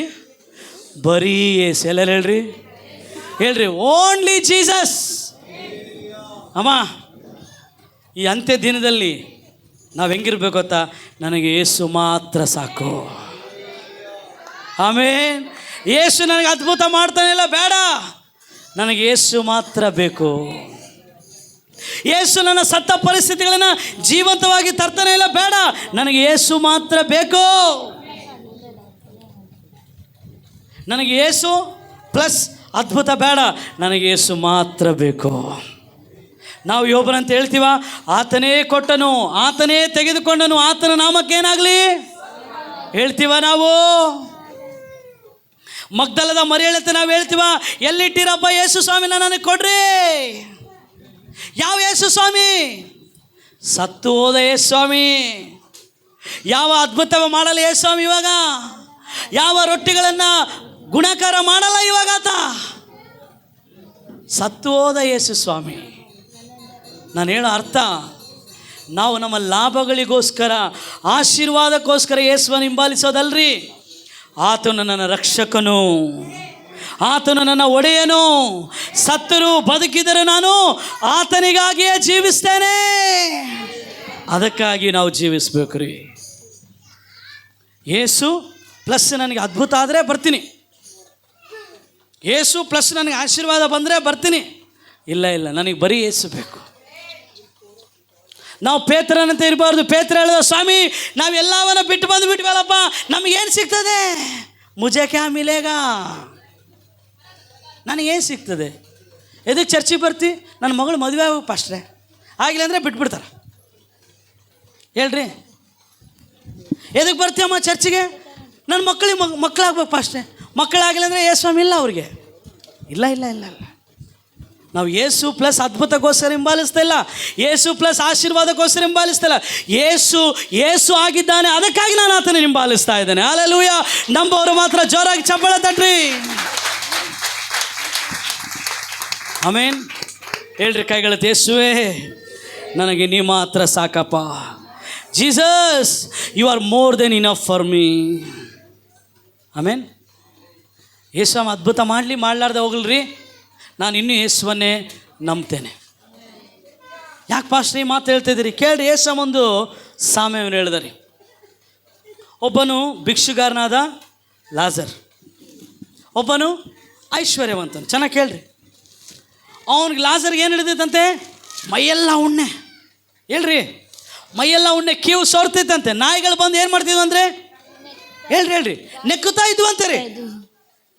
ಆದರೂ ಇವನು ಪರಲೋಕಕ್ಕೆ ಹೋದ, ಐಶ್ವರ್ಯವಂತನ ಎಲ್ಲಿಗೋದ ಅಂದ್ರೆ ಅರ್ಥ, ನಮ್ಮ ಆತ್ಮಿಕ ಜೀವಿತದಲ್ಲಿ ನಾವು ಬರೇ ಸ್ವಸ್ಥತೆಯನ್ನು ಹೊಂದಿಕೊಂಡ್ರೆ ಮಾತ್ರ ಯೇಸು ಸಜೀವನಂತೇಳಿ ಅರ್ಥ ಅಲ್ಲ. ಆತನು ನನ್ನನ್ನು ರಕ್ಷಿಸಿದ್ದಾನೆ, ನನ್ನ ಆತ್ಮವನ್ನು ನಿತ್ಯ ನರಕದಿಂದ ಬಿಡಿಸಿದ್ದಾನೆ, ಆತನು ನನ್ನ ರಕ್ಷಕನು. ಶದ್ರಕ್ ಮೇಷಕ್ ಅಬೇದ್ನಗ ಥರ ನಾವು ಯೇಸುವಿನಲ್ಲಿ ಭರವಸೆವಿಟ್ಟವರಾಗಿ ಜೀವಿಸ್ಬೇಕ್ರಿ. ಅವ್ರು ಏನು ಹೇಳಿದರು, ಒಂದು ವೇಳೆ ನಮ್ಮ ದೇವರು ಈ ಬೆಂಕಿಯ ಆವಿಯೊಳಗಿಂದ ನಮ್ಮನ್ನು ಕಾಪಾಡಲಿಲ್ಲ ಅಂದರೂ ಪರವಾಗಿಲ್ಲ, ನಾವು ನಮ್ಮ ದೇವರನ್ನು ಬಿಡೋದಿಲ್ಲ, ನಾನು ನೀವು ನಿಲ್ಲಿಸಿದ ಈ ಪ್ರತಿಮೆಗೆ ಅಡ್ಡ ಬೀಳೋದಿಲ್ಲ ಅಂತ ಹೇಳಿದರು ಅವರು. ಹೇಳ್ರಿ ಅವ್ರು ಏನು ಹೇಳಿದರು, ಒಂದು ವೇಳೆ ನಮ್ಮ ದೇವರು ಬಂದು ನಮ್ಮನ್ನು ಈ ಬೆಂಕಿಯಿಂದ ತಪ್ಪಿಸಿಲ್ಲ ಅಂದರೂ ನಾವು ಸಾಯ್ತೀವಾಗಲಿ, ನೀನು ನಿಲ್ಲಿಸಿದ ಈ ಪ್ರತಿಮೆಗೆ ನಾವು ಅಡ್ಡ ಬೀಳೋದಿಲ್ಲ. ದೆ ಲೀವ್ಡ್ ಎ ಅನ್ಕಾಂಪ್ರಮೈಸ್ಡ್ ಲೈಫ್. ಈ ಲಾಭ ಫೈದಾ ಜೀವಿತ ಜೀವಿಸಿಲ್ಲ ಅವರು. ಚರ್ಚಿಗೆ ಹೋದ್ರೆ ನನಗೇನು ಸಿಗ್ತದೆ, ಪ್ರೇಯರ್ ಮಾಡಿದ್ರೆ ನನಗೇನು ಸಿಗ್ತದೆ, ಉಪವಾಸ ಮಾಡಿದ್ರೆ ನನಗೇನು ಸಿಗ್ತದೆ, ನಮಗೆ ಏಸು ಬೇಕಷ್ಟೇ. ಹೇಳ್ರಿ ನಮಗೇನು ಬೇಕು? Only Jesus. ನನ್ನ ಜೀವಿತದಲ್ಲಿ ಅದ್ಭುತ ಆಗಿಲ್ಲ, ಲಾಜರ್ನಂತೆ ನಾನು ಸತ್ತೋದ್ರೂ ಪರವಾಗಿಲ್ಲ, ಆದರೆ ನಾನು ಯೇಸುವನ್ನು ಬಿಡೋದಿಲ್ಲ. ನನಗೆ ಯೇಸು ಬೇಕು. ಯಾವ ಯೇಸು? ಮಗ್ದಲದ ಮರಿಯಳು ಯಾವ ಯೇಸುವಿಗಾಗಿ ಓದಲ್ರಿ? ಸಮಾಧಿಯಲ್ಲಿಟ್ಟ ಯೇಸುವಿಗಾಗಿ ಓದಲ್ರಿ, ಸಮಾಧಿಯಲ್ಲಿಟ್ಟ ಯೇಸು. ಇವತ್ತು ನಾನು ಏನು ಹೇಳ್ತೇನೆ, ಯೇಸು ನಿನಗೇನು ಮಾಡಿಲ್ಲ ಅಂದರು ಆ ಮೊದಲನೇ ಪ್ರೀತಿ ನಿನಗೆ ಯೇಸು ಸ್ವಾಮಿಯಲ್ಲಿ ಇದೆಯಾ? ಯೇಸು ನಿನಗೆ ಅದ್ಭುತ ಮಾಡಿಲ್ಲ ಅಂದರು ಅದೇ ಮೊದಲನೇ ಪ್ರೀತಿಯಿಂದ ನೀನು ಯೇಸುವನ್ನು ಪ್ರೀತಿಸ್ತೀಯಾ? ಯೇಸು ನಿನ್ನ ಪ್ರಾರ್ಥನೆಗೆ ಉತ್ತರನೇ ಕೊಡಲಿಲ್ಲ ಅಂದರೂ ಕೂಡ ಅದೇ ನಂಬಿಕೆಯನ್ನು ನೀನು ಕಾಪಾಡ್ಕೊಳ್ತೀಯಾ? ಯೇಸು ನಿನ್ನ ಪ್ರಾರ್ಥನೆಗೆ ಉತ್ತರ ಕೊಡಲಿಲ್ಲ ಅಂದರೂ ಕೂಡ ಅದೇ ಉಲ್ಲಾಸ, ಅದೇ ಆ ಒಂದು ವೈರಾಗ್ಯ ಸೇವೆಯಲ್ಲಿದೆಯಾ? ನಮ್ಮನ್ನು ನಾವು ಪರೀಕ್ಷೆ ಮಾಡ್ಕೊಳ್ಳೋಣ ಪ್ರಿಯರೇ. ಶಿಷ್ಯರೆಲ್ಲ ಓಡೋಗ್ಬಿಟ್ಟಾರೆ, ಬಚ್ಚಿಟ್ಕೊಂಡ್ಬಿಟ್ಟಾರೆ. ಆದರೆ ಈ ಸ್ತ್ರೀಯರು, ಅದರಲ್ಲಿ ಭಾಳ ಪ್ರಾಮುಖ್ಯವಾಗಿ ಮಗ್ದಲದ ಮರಿಯಳು ಯೇಸುವಿಗಾಗಿ ಹೋಗಿದ್ದಾಳೆ. ಯಾವ ಯೇಸು? Dead Jesus. He can do nothing. ಆ ಸತ್ತು ಹೋದ ಯೇಸು ಏನು ಮಾಡೋದಿಲ್ಲ. ಆ ಕೇಳಿದ್ದು ಇಲ್ಲ, ಆತನು ಏನು ಮಾಡಿಲ್ಲ ಅಂದರೂ ಕೂಡ ನನಗೆ ಯೇಸುವಿನ ದೇಹವನ್ನು ಕೊಡ್ರಿ, give me the body of Jesus. ಯೇಸುವಿನ ದೇಹ ನಮಗೆ ಬೇಕು. ಹೌದು, ನನಗೆ 7 ದೆವ್ವ ಇದ್ದಾಗ ಯೇಸು ಸ್ವಾಮಿ ನನ್ನನ್ನು ಬಿಡಿಸಿದ, ನೋ ಪ್ರಾಬ್ಲಮ್. ನನಗಿವಾಗ ಕಷ್ಟ ಐತೆ, ಕಣ್ಣೀರೈತೆ, ಗೋಳ ಐತೆ, ಸಾಲ ಐತೆ, ನೋ ಪ್ರಾಬ್ಲಮ್. ಆದರೆ ನನಗಿನ್ನೂ ಯೇಸು ಬೇಕು. ಅಂಥ ಆತ್ಮಿಕ ಜೀವಿತ ನಾವು ಜೀವಿಸ್ಬೇಕು ಪ್ರಿಯರೇ. Hallelujah, hallelujah. ಭಾಳ ಜನ ಯೇಸು ಅದ್ಭುತ ಮಾಡಿದಾಗ ಸ್ತುತಿ ಕೂಟ ಇಟ್ಕೊಳ್ತಾರೆ. ಅದ್ಭುತ ಮಾಡಿದಂದ್ರೆ ಏನು ಕೂಟ ಬಿಡ್ರಿ, ನಮ್ಮ ಜೀವಿತ ಅನ್ನೋದು ಆಟ ಆಗಿಬಿಟ್ಟೈತೆ. ನಾವು ಯೋಬನಂತ ಇರಬೇಕ್ರಿ. ಯೆಹೋವನೇ ಕೊಟ್ಟನು, ಯೆಹೋವನೇ ತೆಗೆದುಕೊಂಡನು, ಆತನ ನಾಮಕ್ಕೆ ಏನು ಉಂಟಾಗ್ಲಮ್ಮ, ಪಾಸ್ ಆಗಲಿ ಫೇಲ್ ಆಗಲಿ, ನೋ ಪ್ರಾಬ್ಲಮ್. ಯೇಸು ಸ್ವಾಮಿ ಮಾತ್ರ ನನ್ನ ಜೀವಿತದಲ್ಲಿ ದೇವರಾಗೇ ಇರ್ತಾನೆ. ಶದ್ರಕ್ ಮೇಷಕ್ ಅಬೇದ್ನೆಗೋ ಭಯಪಟ್ಟಿಲ್ಲ. ಎಲ್ಲಿ ನಮ್ಮ ಕೆಲಸ ಹೋಗ್ಬಿಡ್ತದೆ, ಎಲ್ಲಿ ನಮ್ಮ ಸ್ಥಾನಮಾನ ಹೋಗ್ಬಿಡ್ತದೆ, ಎಲ್ಲಿ ನಮ್ಮ ಪ್ರಾಣ ಹೋಗ್ಬಿಡ್ತದೆ ಅಂತೇಳಿ ಕೂಡ ಅವ್ರು ಏನಾಗಲಿಲ್ಲ, ಭಯಪಡಲಿಲ್ಲ, ಹಿಂಜರಿಲಿಲ್ಲ. ಅವ್ರು ಹೇಳಿದ್ರು, ನಾವು ಸತ್ರು ಸಾಯ್ತೀವಾಗಲಿ, ನಮಗೆ ನಮ್ಮ ದೇವ್ರು ಬೇಕಾಗಲಿ, ನಾವು ವಿಗ್ರಹಾರಾಧನೆ ಮಾಡೋದಿಲ್ಲ, ನಾವು ಓದಿದ್ದೇವೆ ನಮ್ಮ ಧರ್ಮಶಾಸ್ತ್ರ, ನಾವು ವಿಗ್ರಹಾರಾಧನೆ ಮಾಡೋದಿಲ್ಲ, ಈ ಮೂರ್ತಿಗೆ ನಾವು ಅಡ್ಡ ಬೀಳೋದಿಲ್ಲ, ನಮಗೆ ಯೇಸು ಬೇಕು. ಎಲ್ಲದಕ್ಕಿಂತ ನಮಗೆ ಯಾರು ಬೇಕು? ಯೇಸು ಬೇಕು. ಮಗ್ದಲದ ಮರಿಯಳು ಆ ಯೇಸುವಿಗಾಗಿಯೇ ಓದಲ್ರಿ. ಯಾವ ಯೇಸು? ಏನು ಮಾಡೋದಿಲ್ಲ ಯೇಸು. ನನ್ನ ಪ್ರಶ್ನೆ ಇವತ್ತು, ನಿನಗೆ ಯೇಸು ಸ್ವಾಮಿ ಏನು ಮಾಡಿಲ್ಲ ಅಂದರೂ ಕೂಡ ಆ ಮೊದಲನೇ ಪ್ರೀತಿ ನಿನಗೆ ಯೇಸು ಸ್ವಾಮಿ ಮೇಲೆ ಇರ್ತದಾ? ಯೇಸು ನಿನಗೇನು ಅದ್ಭುತ ಮಾಡಿಲ್ಲ ಅಂದರೂ ಕೂಡ ಅದೇ ನಂಬಿಕೆ, ಅದೇ ವೈರಾಗ್ಯ ನಿನಗೆ ಕಾಪಾಡಿಕೊಳ್ತೀಯಾ? ಭಾಳ ಪ್ರಾಮುಖ್ಯ. ನಮ್ಮನ್ನು ನಾವು ಪರೀಕ್ಷೆ ಮಾಡ್ಕೊಳ್ಳೋಣ್ರಿ. ಆಮೇನ್, ಹಲ್ಲೆಲೂಯಾ. ಅದಾದ್ಮೇಲೆ ಆಕೆ ಹೋಗಿ ಹೇಳ್ತಾಳ್ರಿ, ಶಿಷ್ಯರಿಗೆ ಹೋಗಿ ಹೇಳ್ತಾರೆ. ಅದರಲ್ಲಿ ಪೇತ್ರ ಮತ್ತು ಯೋಹಾನ ಓಡಿ ಬರ್ತಾರೆ ಯೇಸು ಸ್ವಾಮಿ ನೋಡೋಕ್ಕೆ. ಪೇತ್ರ ಆ ಸಮಾಧಿ ಒಳಗೆ ಇಳಿದು ಬಿಡ್ತಾನೆ ರೀ. ಅಲ್ಲಿ ಯಾರು ಇರಲಿಲ್ಲ. ಯಾಕೆಂದರೆ ಯೇಸು ಈಗಾಗಲೇ ಆತನ ಏನಾಗಿದ್ದರಿ, ಎತ್ತಲ್ಪಟ್ಟಿದ್ದನ್ರಿ. ಆಮೇಲೆ ಇವರು ಮತ್ತೆ ವಾಪಸ್ ಹೋಗ್ತಾರೆ. ಮೂರನೇ ಸಂಗತಿ ನಾನು ಹೇಳ್ತೀನಿ. ಸ್ವಾಮಿ ಆ ಶಿಷ್ಯರಿದ್ದಂಥ ರೂಮ್ಗೆ ಹೋಗ್ಯಾನೆ. ಇವಾಗ ಆತನು ದೇಹಾಕಾರನಲ್ಲ, ಆತ್ಮವಾಗಿದ್ದಾನೆ. ಆತ್ಮ ಐನ ದೇವೋಡು ಅರ್ಥ ಐತ್ರಿ. ಯಾವ ಆಕಾರ ಇಲ್ಲ. ಆತನು ಮನುಷ್ಯನಾಗಿ ಬಂದ, ನರಾವತಾರನಾಗಿ ಬಂದ. ಆದರೆ ಈಗ ಆತನು ಮಹಿಮೆ ಉಳ್ಳ ದೇವರಾಗಿ ಆತ್ಮವಾಗಿದ್ದಾನೆ. ಇವಾಗ ಅವ್ರು ಇರುವಂಥ ರೂಮಲ್ಲಿ ಬಂದ. ಇವಾಗ ಅಲ್ಲಿ ಎಷ್ಟು ಜನ ಇದ್ದಾರೆ? 11 ಜನ ಇದ್ದಾರೆ. ಅಲ್ಲ, ಕ್ಷಮಿಸ್ರಿ, 10 ಜನ ಇದ್ದಾರೆ. ಒಬ್ಬರು ಇಲ್ಲ. ಯಾರಿಲ್ಲ? ತೋಮ ಇಲ್ಲ. ಈಗಾಗಲೇ ಇಸ್ಕರಿಯೋತ ಯೂದ ಏನಾಗ್ಬಿಟ್ಟ? ನೇಣ ಕಂಡು ಅವ್ನ ಕರುಳುಗಳೆಲ್ಲ ಹೊರಗೆ ಬಂದು ಸತ್ತೋಗ್ಬಿಟ್ಟಂತ. ಓಕೆನಾ? ಇವಾಗ 10 ಜನ ಇದ್ದಾರೆ ರೂಮಲ್ಲಿ. ಎಷ್ಟು ಜನ ಇದ್ದಾರೆ? ಒಬ್ಬನು ಸತ್ತೋಗ್ಬಿಟ್ಟ. 12ರಲ್ಲಿ ಎಷ್ಟು? 11 ಹೋದ್ರೆ ಎಷ್ಟು? 11.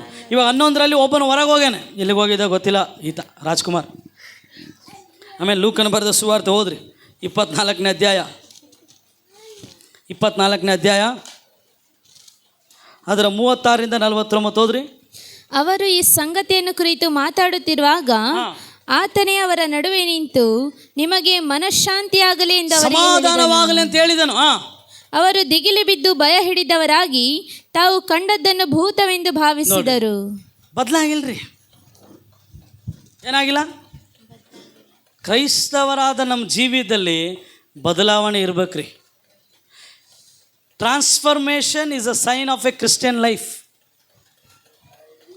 ಬದಲಾವಣೆ ಇಲ್ಲ ಅಂದರೆ ನಾವು ಕ್ರೈಸ್ತವರಲ್ಲ.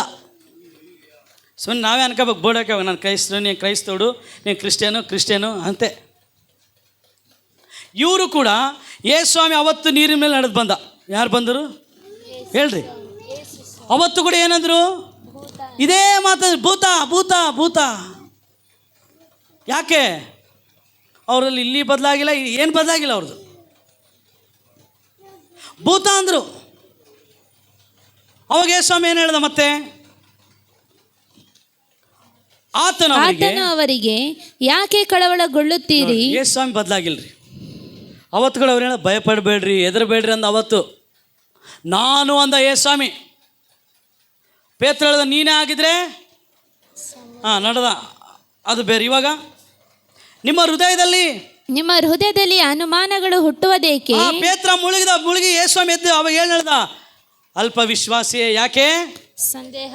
ನೋಡ್ರಿ, ಕ್ರೈಸ್ತವ ಜೀವಿತದಲ್ಲಿ ನಂಬಿಕೆ ಇರಬೇಕಾಗ್ಲಿ, ಅಪನಂಬಿಕೆ ಇರಬಾರ್ದು. ಎಷ್ಟಿರಬಾರ್ದು? ಫಸ್ಟ್ ಅಪನಂಬಿಕೆ ಅಂತ ಕೇಳ್ರಿ. ಸ್ವಾಮಿ ಎಷ್ಟಿರ್ಬೇಕಂತ ಹೇಳ್ದ ನಂಬಿಕೆ? Very good. ಎಷ್ಟಿರ್ಬೇಕಂತ ಹೇಳ್ದ? ಆವು ಗಿಂಚಂತ ವಿಶ್ವಾಸ ಉಂಟೆ ಚಾಲು. ಅದೇ ರೀತಿಯ ಆವು ಗಿಂಚಂತ ಅವಿಶ್ವಾಸ ಅಂದ್ಕೊಂಡು ಉಂಡುಕೊಡುದು. ಹೇಳ್ರಿ, ಸಾಸಿವೆ ಕಾಳಷ್ಟು ಏನಿರ್ಬೇಕಂತ ಹೇಳಿದೆ ಸ್ವಾಮಿ? ನಂಬಿಕೆ. ಹಂಗೆ ಸಾಸಿವೆ ಕಾಳಷ್ಟು ಕೂಡ ಏನಿರಬಾರ್ದು? ಇವ್ರು ಬರೇ ಸಂದೇಹ ಸಂದೇಹ ಸಂದೇಹ, ಅನುಮಾನ ಪಟ್ರಂತೆ. ಸ್ವಾಮಿ ಹೇಳಿದ, ಯಾಕಪ್ಪ ಅನುಮಾನ ಪಡ್ತೀರಿ? ನಿಮ್ಮಲ್ಲಿ ಯಾಕೆ, ನಿಮ್ಮ ಹೃದಯ ಯಾಕೆ ಕಳವಳಗೊಳ್ತೈತೆ? ನನ್ನ ಕೈಗಳನ್ನು ನನ್ನ ಕಾಲುಗಳನ್ನು ನೋಡಿರಿ, ನಾನೇ ಅಲ್ಲವೇ?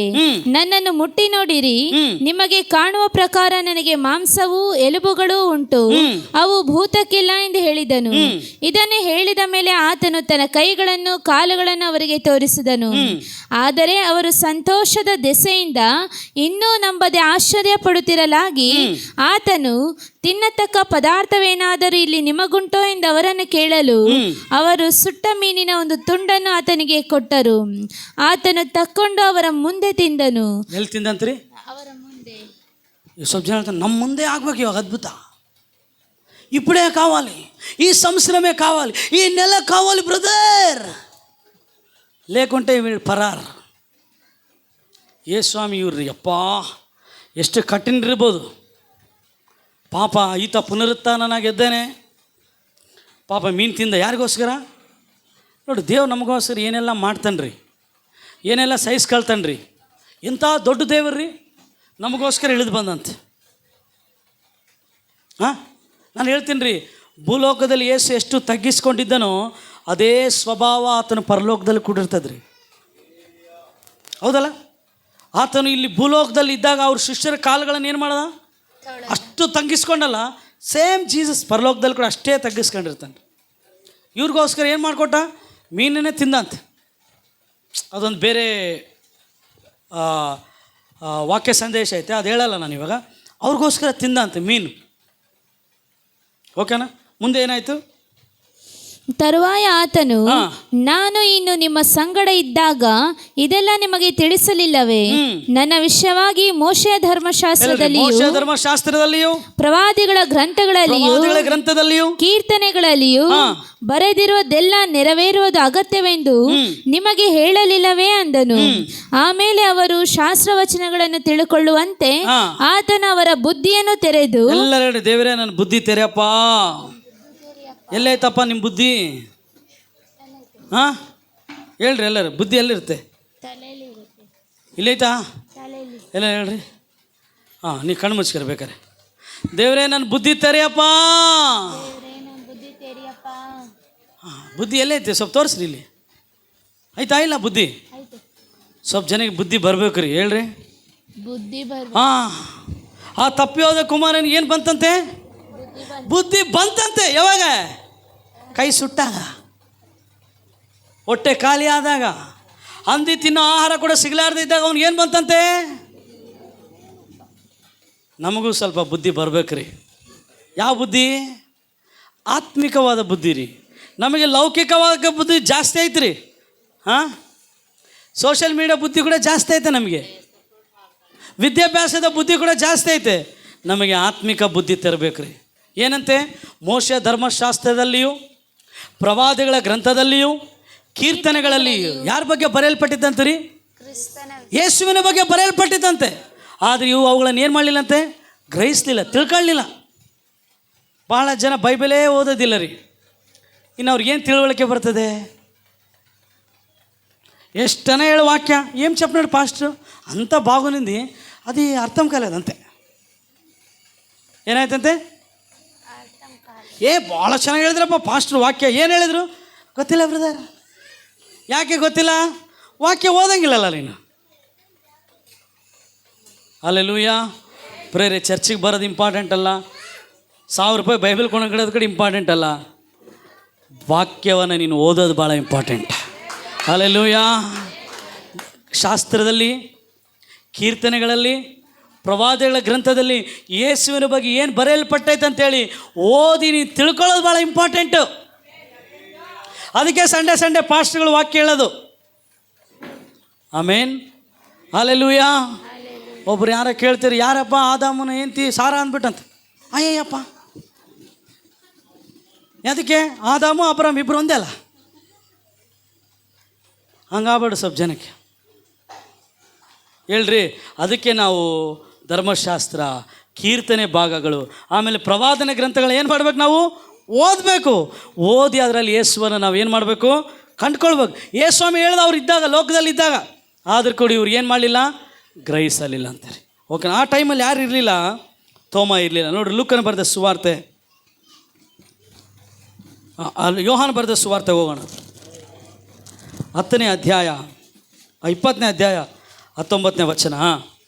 ಅದೇ ದಿವಸದ, ಅಂದರೆ ವಾರದ ಮೊದಲನೆಯ ದಿವಸದ ಸಂಜೆಯಲ್ಲಿ ಶಿಷ್ಯರು ಯೆಹೂದ್ಯರ ಭಯದಿಂದ ತಾವು ಇದ್ದ ಮನೆಯ ಬಾಗಿಲುಗಳನ್ನು ಮುಚ್ಚಿಕೊಂಡಿರಲು ಯೇಸು ಬಂದು ನಡುವೆ ನಿಂತು, ನಿಮಗೆ ಸಮಾಧಾನವಾಗಲಿ ಅಂದನು. ಇದನ್ನು ಹೇಳಿದ ಮೇಲೆ ಅವರಿಗೆ 26 ವಚನ 24 ಸ್ಟಾರ್ಟ್ ಮಾಡಿ.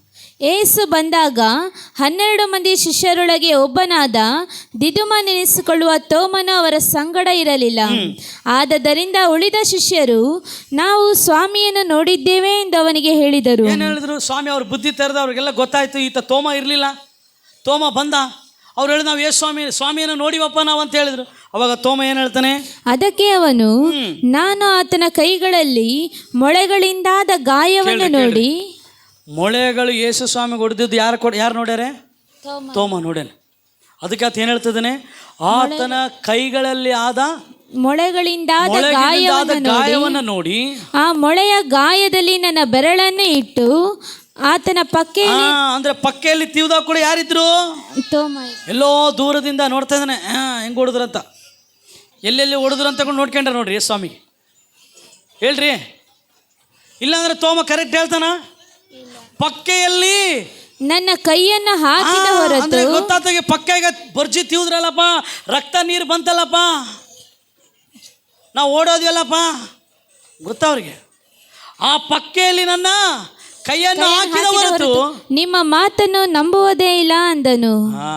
ಏನೇ ಇರಬಾರ್ದ್ರಿ, ಅನುಮಾನಂ ಪೆದ್ದ ರೋಗಂ ಹೇಳ್ರಿ. ಅನುಮಾನ ದೊಡ್ಡ ರೋಗ. ಏನೇ ಇರಲಿ ಅನುಮಾನ ಇರಬಾರ್ದು. ಜೋರಾಗಿ ಹೇಳ್ರಿ, ಹೇಳ್ರಿ ಎಲ್ಲರೂ, ಗಂಡಂದ್ರೆಲ್ಲ ಹೇಳ್ರಿ, ಏನೇ ಇರಲಿ ಅನುಮಾನ ಇರಬಾರ್ದು. ಏನು ತೆರ್ಕೊಡಿ ಹೇಳ್ರಿ. ನೋಡ್ರಿ ನಿಮ್ಮದೇ ಸೌಂಡ್ ಜಾಸ್ತಿ. ಅನುಮಾನ ಇರಬಾರ್ದು ರೀ. ಅದು ಸ್ನೇಹಿತರ ಮಧ್ಯದಲ್ಲಿ ಆಗಿರಲಿ, ಕುಟುಂಬದವರ ಮಧ್ಯದಲ್ಲಿ ಆಗಿರಲಿ, ಗಂಡ ಹೆಂಡತಿ ಮಧ್ಯದಲ್ಲಿ ಆಗಿರಲಿ, ಸಹೋದರ ಮಧ್ಯದಲ್ಲಿ ಕೂಡ ಆಗಿರಲಿ, ಸಹೋದರ ಮಧ್ಯದಲ್ಲಿ ಆಗಿರಲಿ, ಏನಿರಬಾರ್ದು ರೀ, ಏನಿದ್ರು ಕೂಡ ಅನುಮಾನನ ಕ್ಲಿಯರ್ ಮಾಡ್ಕೋಬೇಕು. ಹಿಂಗೈತಲ್ಲ, ಹಿಂಗೆ ಕೇಳೀನಿ, ಏನು ಕೇಳಬೇಕು. ಸ್ವಲ್ಪ ಜನ ಇಲ್ಲ ಅವ್ರು ಹೇಳಿದ್ರು ಹಂಗೆ ಅನ್ಕೊಂಡಿ, ನೀನು ಅನ್ಕೊಂತೀನಿ 100 ಅನ್ಕೊಳ್ಳೋದೇನು, ಯಾರನ್ನ ಅನ್ಕೊಳ್ತಾರೆ. ಅದಕ್ಕೆ ಇಮ್ಯಾಜಿನೇಷನ್ ಏನು ದುಡ್ಡು ಖರ್ಚು ಮಾಡ್ತೀವ? ದೇವರು ಕೊಟ್ಟ ದೊಡ್ಡ ಶಕ್ತಿ ಏನು ಗೊತ್ತ್ರಿ, ಮನುಷ್ಯ ಹೆಂಗಾನ ಆಲೋಚನೆ ಮಾಡ್ಬೋದಂತೆ, ಹೌದಲ್ಲ. ಅದು ಯಾವುದು ಗೋಪುರ, ಸ್ಟಾರ್ಟಿಂಗಲ್ಲಿ ಬಾಬೇಲ್ ಗೋಪುರ ಕಟ್ಟಬೇಕಾರೆ ಅವ್ರು ಕಟ್ಟಿದ್ದು ನೋಡಿ ದೇವ್ರು ಬಂದು ಆಶ್ಚರ್ಯ ಆಗ್ಬಿಟ್ಟಂತೆ. ಇವರು ಆಲೋಚನೆ ಮಾಡಿದ್ರೆ ಇವ್ರಿಗೆ ಅಸಾಧ್ಯವಾದದ್ದು ಏನು. ನಾವು ಕೂಡ ಹಂಗೆ ಅನ್ಕೊಂಡೇನಣ್ಣ, ಹಂಗೆ ಅನ್ಕೊಂಡಣ್ಣ, ನಾನು ಅನ್ಕೊಂಡೆ ಮೇಲೆ ಕಳಿಸ್ಬಿಡ್ತಾರೆ ಸ್ವಲ್ಪ ಜನ. ಅನ್ಕೊಂಡಣ್ಣ ನೀವಿಲ್ಲ ಅಂತ ಬಂದ್ಬಿಟ್ರಣ್ಣ, ಅಣ್ಣ ಅನ್ಕೊಂಡಣ್ಣ ಹಿಂಗೆ ಆಗ್ತದಂತ ನೀನು ಅನ್ಕೊಂತೀಯಪ್ಪ 100. ಇವನು ಹೇಳ್ದ ನಿಮ್ಮ ಮಾತೇ ನಮಗಿಲ್ಲ ನಡ್ರಿ. ಸ್ವಲ್ಪ ಜನ ಹೆಂಗಿರ್ತಾರಂದರೆ, ನಾನು ಅದು ಹೇಳ್ತಾರಲ್ಲ, ಕಣ್ಣಾರೆ ಕಂಡರು ಪ್ರಮಾಣಿಸಿ ನೋಡಂಗೆ. ಸ್ವಲ್ಪ ಜನಕ್ಕೆ ಇಲ್ಲ ಮೊಲಕ್ಕೆ 3 ಕಾಲು, ಅವ್ರು ಹೇಳಿ ಇಲ್ಲ ಅಂದ್ರೆ ನಾನು ಹೇಳೋದು ಎಲ್ಲವನ್ನೂ ಕೂಡ ನಂಬಾರ್ದು. ಪತ್ರಿಕೆಗಳಲ್ಲಿ ಐತ್ರಿ, ಎಲ್ಲವೂ ಕೂಡ ನಮ್ಮ ನಂಬಿಕೆನ ಹೆಚ್ಚೋದಿಲ್ಲ ಅಂತೀರಿ. ಆದರೆ ಅನುಮಾನ ಪಡಬೇಡ ಹೇಳ್ರಿ ಎಲ್ಲರೂ, ಜೋರಾಗಿ ಹೇಳ್ರಿ 3 ಸರಿ. ಸ್ವಲ್ಪ ಜನ ನಾವು ಹೋಗ್ತಿರ್ತೀವಿ, ಸ್ವಲ್ಪ ಜನ ಮನೆಗೆ, ಅಣ್ಣ ಎప్పుడు అనుమానమనా, నేను టీ తాగితే కూడా అనుమానమనా, ಪಾಲು ఎవరో తెచ్చిచ్చినారు కదా. ಅವನು ಹಾಲು ಹಾಕೊಂಡು ಬೆಳಗ್ಗೆ ಬಂದು ಹಾಲು ಹಾಕಿ ಹೋಗಿರ್ತಾನೆ. ಇವನು ಟೀ ಕುಡಿ, ಯಾರು తెచ్చింది పాలు ఎవరు తెచ్చింది, వాడే తెచ్చినాడు సుంకಣ್ಣ, వాడందుకు తెచ్చినాడు, మరి వాడా కదా వేసేది పాలు, నువ్వు వేస్తావా ಹೇಳ್ರಿ. ಸ್ವಲ್ಪ ಜನ ಎಲ್ಲದಕ್ಕೂ ಅನುಮಾನ ಪಡ್ತಾರೆ, ಒಳ್ಳೇದಲ್ರಿ. ಅನುಮಾನ ಇದ್ದರೆ ಬಗೆಹರಿಸ್ಕೋಬೇಕು, ಫಸ್ಟ್ ಬಗೆಹರಿಸ್ಕೊಂಬಿಡ್ರಿ. ಇಲ್ಲ ಅಂದರೆ ಅನುಮಾನ ದೊಡ್ಡ ರೋಗ ಅಂತ, ರೋಗದಿಂದ ಸತ್ತೋಗ್ಬಿಡ್ತೀವಿ. ಆಮೇಲೆ ಇಲ್ಲಿ ಇವನು ತೋಮ ಏನು ಮಾಡ್ದ, ಕ್ಷಮಿಸ್ರಿ, ತೋಮ ಏನು ಮಾಡ್ದ, ನಂಬಲಿಲ್ಲಂತೆ. ಇವ್ರ ಮಾತು ನಂಬಲಿಲ್ಲಂತೆ. ಯಾಕೆ, ಭಾಳ ಸರಿ ನೋಡೇನೆ ಈತ ಓಡೋಗಿದ್ದು ನೋಡೇನೆ, ಅನುಮಾನ ಪಟ್ಟಿದ್ದೆ. ನಿಮ್ಮ ನಂಬಂಗಿಲ್ಲಪ್ಪ ಸ್ವಾಮಿ, ನಿಮ್ಮನ್ನು ಯಾರು ಮಾಡೋಂಗಿಲ್ಲ, ನಂಬೋದಿಲ್ಲ. ಆಮೇಲೆ ಏನಾಯ್ತು, ಯೇಸು ಸ್ವಾಮಿ ಬಂದ ನೋಡ್ರಿ. ಯೇಸು ಸ್ವಾಮಿ ಎಷ್ಟು ತಗ್ಗಿಸ್ಕೊಳ್ತಾನೆ, ಎಷ್ಟು ದೀನನ್ನು ನೋಡ್ರಿ. ಬಿಟ್ಕೊಟ್ಟಿಲ್ರಿ ಯೇಸು ಸ್ವಾಮಿ, ಬಿಟ್ಕೊಟ್ಟಿಲ್ಲ, ತೋಮನನ್ನು ಬಿಟ್ಕೊಟ್ಟಿಲ್ಲ. 26ನೇ ವಚನ, 8 ದಿವಸಗಳಾದ ಮೇಲೆ ಆತನ ಶಿಷ್ಯರು ತಿರುಗಿ ಒಳಗಿದ್ದಾಗ ತೋಮನು ಅವರ ಸಂಗಡ ಇದ್ದನು, ಬಾಗಿಲುಗಳು ಮುಚ್ಚಿದ್ದವು. ಬಾಗಿಲು ಮುಚ್ಕೊಂಡ್ಬಿಟ್ರ. ಆಗ ಯೇಸು ಬಂದು ನಡುವೆ ನಿಂತು ನಿಮಗೆ ಸಮಾಧಾನವಾಗಲಿ ಅಂದನು. ಎಲ್ಲರಿಗೆ ಏನು ಹೇಳ್ದ, ಎಲ್ಲರಿಗೆ ಸಮಾಧಾನ. ಇವಾಗ ನೋಡ್ರಿ, ಆಮೇಲೆ ತೋಮನಿಗೆ, ನಮ್ಮ ದೇವರು ಎಲ್ಲರಿಗೆ ಇಂಡಿವಿಜುವಲ್ ಆಗಿ ಡೀಲ್ ಮಾಡ್ತಾನ್ರಿ, ಗುಂಪಲ್ಲಿ ಮಾಡೋದಿಲ್ಲ. ನಾವು ಗುಂಪಲ್ಲಿ ಪ್ರೇಯರ್ ಮಾಡ್ತೀವ್ರಿ, ಆದರೆ ದೇವರು ವೈಯಕ್ತಿಕವಾಗಿ ಕೇಳ್ತಾನೆ ನಮ್ಮ ಪ್ರಾರ್ಥನೆ. ಹೇಳ್ರಿ, ಪರ್ಸನಲಿ ಇಂಡಿವಿಜುವಲ್ ಆಗಿ ದೇವ್ರು ಕೇರ್ ಮಾಡ್ತಾನೆ ರೀ. ಅದಕ್ಕೆ ಬೈಬಲ್ ಎತ್ತ ತಾಯಿ ತನ್ನ ಮಗುವನ್ನು ಸಂತೈಸುವಂತೆ ನಾನು ನಿಮ್ಮನ್ನು ಸಂತೈಸ್ತೇನೆ. ಇಲ್ಲಿ ಎಲ್ಲರ ಇದ್ದಾರೆ 11 ಜನ. ತೋಮನ ಹತ್ರ ದೇವರದ, ತೋಮ ಬಾಪ, ಫಸ್ಟ್ ಆತ ಹೇಳಿದೇನು ಹೇಳು, ಈ ಕಡೆ ನನ್ನ ಕೈಗಳನ್ನು ಮುಟ್ಟಿ ನೋಡು, ನಿನ್ನ ಕೈಯನ್ನು ನನ್ನ ಪಕ್ಕೆಯಲ್ಲಿ ಹಾಕು, ನಂಬದವನಾಗಿರಬೇಡ, ನಂಬುವವನಾಗು ಎಂದು ಹೇಳಿದನು.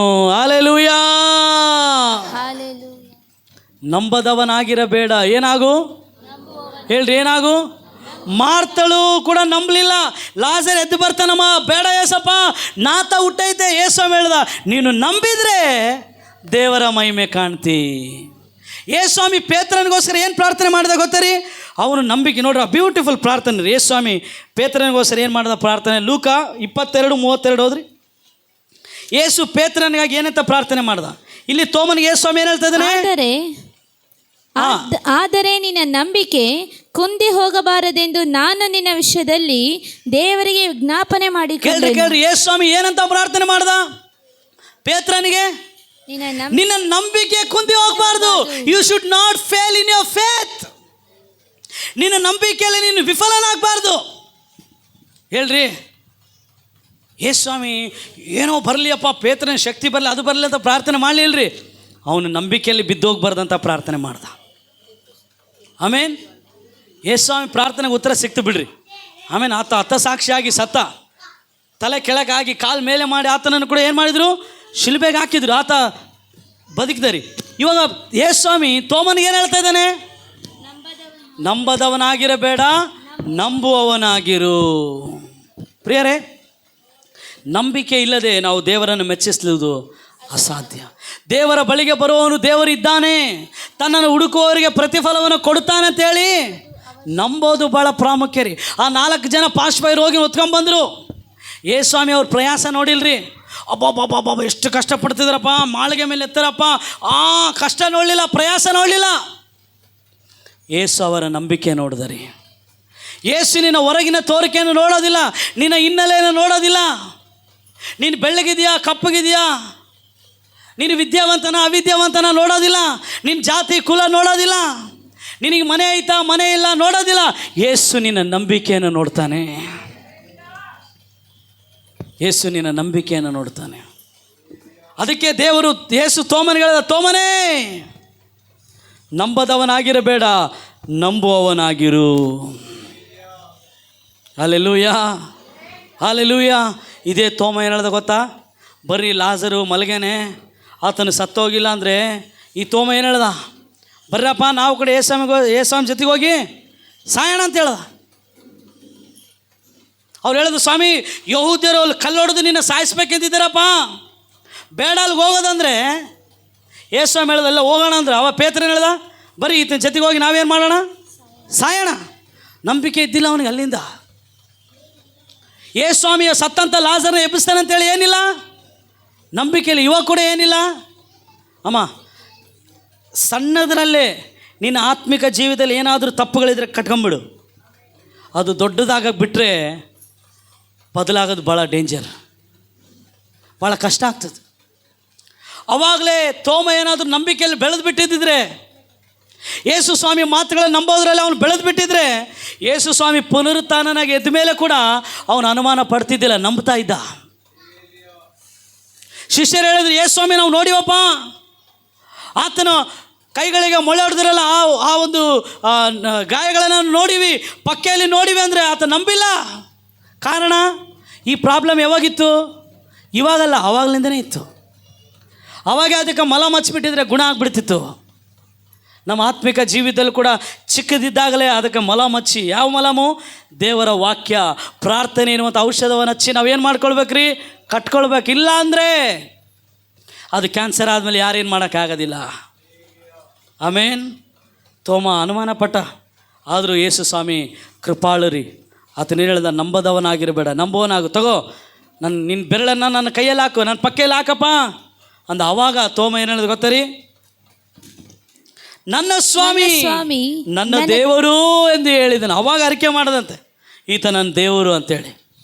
ಅವಾಗ ಯೇಸು ಅವನಿಗೆ, ನೀನು ನನ್ನನ್ನು ನೋಡಿದ್ದರಿಂದ ನಂಬಿದ್ದಿ, ನೋಡದೆ ನಂಬಿದವರು ಧನ್ಯರು ಎಂದು ಹೇಳಿದನು. ಯೇಸು ಇನ್ನು ಬೇರೆ ಸೂಚಕ ಕಾರ್ಯಗಳನ್ನು ತನ್ನ ಶಿಷ್ಯರ ಮುಂದೆ ಮಾಡಿದನು. ಅವುಗಳು ಈ ಗ್ರಂಥದಲ್ಲಿ ಬರೆದಿರೋದಿಲ್ಲ. ಆದರೆ ಯೇಸು ದೇವಕುಮಾರನಾದ ಕ್ರಿಸ್ತನೆಂದು ನೀವು ನಂಬುವಂತೆಯೂ ನಂಬಿ ಆತನ ಹೆಸರಿನ ಮೂಲಕವಾಗಿ ಜೀವವನ್ನು ಪಡಕೊಳ್ಳುವಂತೆಯೂ ಇಷ್ಟೆಲ್ಲ ಬರೆದಿದೆ. ಇಷ್ಟೆಲ್ಲ ಯಾಕೆ ಬರೆದಾರೆ? 66 ಪುಸ್ತಕ ಟೈಮ್ ಪಾಸ್ಗೆ? ಇಲ್ಲ ಸಂಡೆ ವಾಕ್ಯ ಕೇಳಕ? ಇಲ್ಲ ಇಲ್ಲ ಇಲ್ಲ ಇಲ್ಲ ಇಲ್ಲಿ ಭಾಳ ಪ್ರಾಮುಖ್ಯವಾಗಿ ಯೋಹಾನ್ ಹೇಳ್ತಾನೆ, ನಂಬಿ ಆತನ ಹೆಸರಿನ ಮೂಲಕವಾಗಿ ಜೀವವನ್ನು ನೀವು ಪಡ್ಕೊಳ್ಬೇಕಂತೇಳಿ ಬರೆದಿದ್ದಾನೆ. ನೀವು ನಂಬಬೇಕಂದ್ರೆ ಕೇಳಬೇಕು, ಓದಬೇಕ್ರಿ. ರೋಮ ನಾವು ನೋಡ್ತೇವೆ, ಕೇಳುವುದರ ಮೂಲಕನೇನು ಬರ್ತದೆ? ನಂಬಿಕೆ ಬರ್ತದಮ್ಮ. ಆ ನಂಬಿಕೆ ಈ ಲೋಕವನ್ನು ಜಯಿಸ್ತದೆ. ಈ ಲೋಕವನ್ನು ಜಯಿಸುವಂಥದ್ದು ಯಾವುದು? ನಿನ್ನಲ್ಲಿ ನಂಬಿಕೆ. ಆ ನಂಬಿಕೆ ಹೆಂಗೆ ಬರ್ತದೆ? ಶೆಟ್ಟಿ ಅಂಗಡಿ ಸಿಗಂಗಿಲ್ಲ ಏನಮ್ಮ, ಇಲ್ಲ ಜೈನ್ ಪಬ್ಲಿಕ್ ಸ್ಕೂಲೇ ಸಿಗಂಗಿಲ್ಲ. ಆ ನಂಬಿಕೆ ಹೆಂಗೆ ಬರ್ತದೆ? ವಾಕ್ಯ. ಏನೋ ಸುಮ್ಮನೆ ಬರ್ದಿಲ್ಲ ಅವರು. ನೀನು ನಂಬಿ ಜೀವವನ್ನು ಪಡಿಬೇಕು. ಎಲ್ಲ ಹೇಳ್ರಿ, ಏನು ಪಡಿಬೇಕಂತೇಳಿ? ಅಂದರೆ ನೀನು ದೇವರ ವಾಕ್ಯವನ್ನು ಕೇಳಿಲ್ಲ ಅಂದರೆ ನಿನ್ನೊಳಗೆ ಏನಿಲ್ಲ? ದೇವರ ವಾಕ್ಯವನ್ನು ಓದಿಲ್ಲ ಅಂದರೆ ನಿನ್ನೊಳಗೆ ಏನಿಲ್ಲ? ದೇವರ ವಾಕ್ಯದ ಪ್ರಕಾರ ನೀನು ನಡೀಲಿಲ್ಲ ಅಂದರೆ ಏನಿಲ್ಲ? ಜೀವ ಇಲ್ಲ. ಯೇಸು ಹೇಳ್ದ, ನಾನೇ ಮಾರ್ಗವು ಸತ್ಯವೂ ಜೀವವೂ ಆಗಿದ್ದೇನೆ. ಯೇಸು ಹೇಳ್ದ, ನಾನೇ ಪುನರುತ್ಥಾನವೂ ಜೀವವೂ ಆಗಿದ್ದೇನೆ. ಆತನ ವಾಕ್ಯವೇ ಜೀವ. ಯೇಸು ಸ್ವಾಮಿ ಬೇರೆ ಯಾರಲ್ಲ. ಯೇಸು ಸ್ವಾಮಿ ವಾಕ್ಯ ಯಾರು? ಯೇಸು ಸ್ವಾಮಿ. ಈ ವಾಕ್ಯವನ್ನು ನಾವು ಓದುವುದಾದ್ರೆ ನಮ್ಮಲ್ಲಿ ಏನಿದೆ ಅಮ್ಮ? ಜೀವ ಇದೆ. ಯಾವಾಗ ಈ ಜೀವ ನಮ್ಮೊಳಗೆ ಹೋಗ್ತದ್ರಿ, ಸತ್ತು ಹೋದ ಎಲ್ಲ ಪರಿಸ್ಥಿತಿಗಳು ಹೊರಗೆ ಹೋಗ್ಬಿಡ್ತದ್ರಿ. ಅಪನಂಬಿಕೆ ಹೋಗ್ಬಿಡ್ತದೆ, ಅವಿಶ್ವಾಸ ಹೋಗ್ಬಿಡ್ತದೆ, ರೋಗಗಳು ಹೋಗ್ಬಿಡ್ತದ್ರಿ. ನಾವು ಈ ವಾಕ್ಯವನ್ನು ಓದುವವರಾಗಿರೋಣ. ಆಮೇನ್, ಹಲ್ಲೆಲೂಯಾ. ಯೇಸು ಮಾತಿನಲ್ಲಿಯೂ ಕೃತ್ಯದಲ್ಲಿಯೂ ಸಮರ್ಥನಾದ ಪ್ರವಾದಿ ಆಗಿದ್ದ. ಆತನು ಮೊದಲು ಮಾಡುವುದಕ್ಕೂ ಆಮೇಲೆ ಉಪದೇಶಿಸೋದಕ್ಕೆ ಏನು ಮಾಡಿದಂತೆ? ಪ್ರಾರಂಭಿಸಿದಂತೆ. ಆತನು ಎಮ್ಮಾವೇನಂಥ ಸ್ಥಳದಲ್ಲಿ ಆ ಶಿಷ್ಯರಿಗೆ ಕಾಣಿಸ್ಕೊಂಡಂತರಿ. ಅವರ ಕಣ್ಣುಗಳು ಏನಾದಂತೆ? ತೆರೆದವಂತ್ರಿ. ಆಮೇಲೆ ದೇವರ ವಾಕ್ಯದ ಮೂಲಕ ನಮ್ಮ ಕಣ್ಣುಗಳು ತೆರೆಯಲ್ಪಡಿಲ್ಲ, ನಾವು ಮುರಿಯಲ್ಪಡ್ಬೇಕ್ರಿ. ಅದಾದ್ಮೇಲೆ ನಾವು ನೋಡ್ತೇವೆ, ಮಗ್ದಲದ ಮರಿಯಳ ಹಾಗೆ ನಾವು ಕೂಡ ಏನು ಮಾಡಬೇಕು? ಬರೀ ಯೇಸು. ಎಲ್ಲರೂ ಹೇಳ್ರಿ ಓನ್ಲಿ ಜೀಸಸ್. ಯೇಸು ಸ್ವಾಮಿ ಪ್ಲಸ್ ಅದ್ಭುತ, ಯೇಸು ಸ್ವಾಮಿ ಪ್ಲಸ್ ಆಶೀರ್ವಾದ ಅಲ್ಲ ರೀ. ನನಗೆ ಬರೀ ಯೇಸು ಬೇಕು. ನನ್ನ ಪ್ರಾರ್ಥನೆಗೆ ಯೇಸು ಉತ್ತರ ಕೊಟ್ಟಿಲ್ಲ, ನೋ ಪ್ರಾಬ್ಲಮ್, ನನಗೆ ಯೇಸು ಬೇಕು. ಹಲ್ಲೆಲೂಯಾ. ಅದಾದಮೇಲೆ ನಾವು ತೋಮನ ರೀತಿಯಲ್ಲಿ ನಂಬದವರಾಗಿರೋದು ಬೇಡ. ಶಿಷ್ಯರು ಕೂಡ ನಂಬಲಿಲ್ಲರಿ. ಮಗ್ದಲದ ಮರಿಯಾಳು ಹೇಳಿದ್ರು ಕೂಡ ಏನು ಮಾಡಲಿಲ್ಲ, ಅವರು ನಂಬಲಿಲ್ಲ. ಯೇಸು ಸ್ವಾಮಿನ ಆ ಸಮಾಧಿಗೆ ಇಳಿದ್ರು, ನಂಬಲಿಲ್ಲ. ಆಮೇನ್.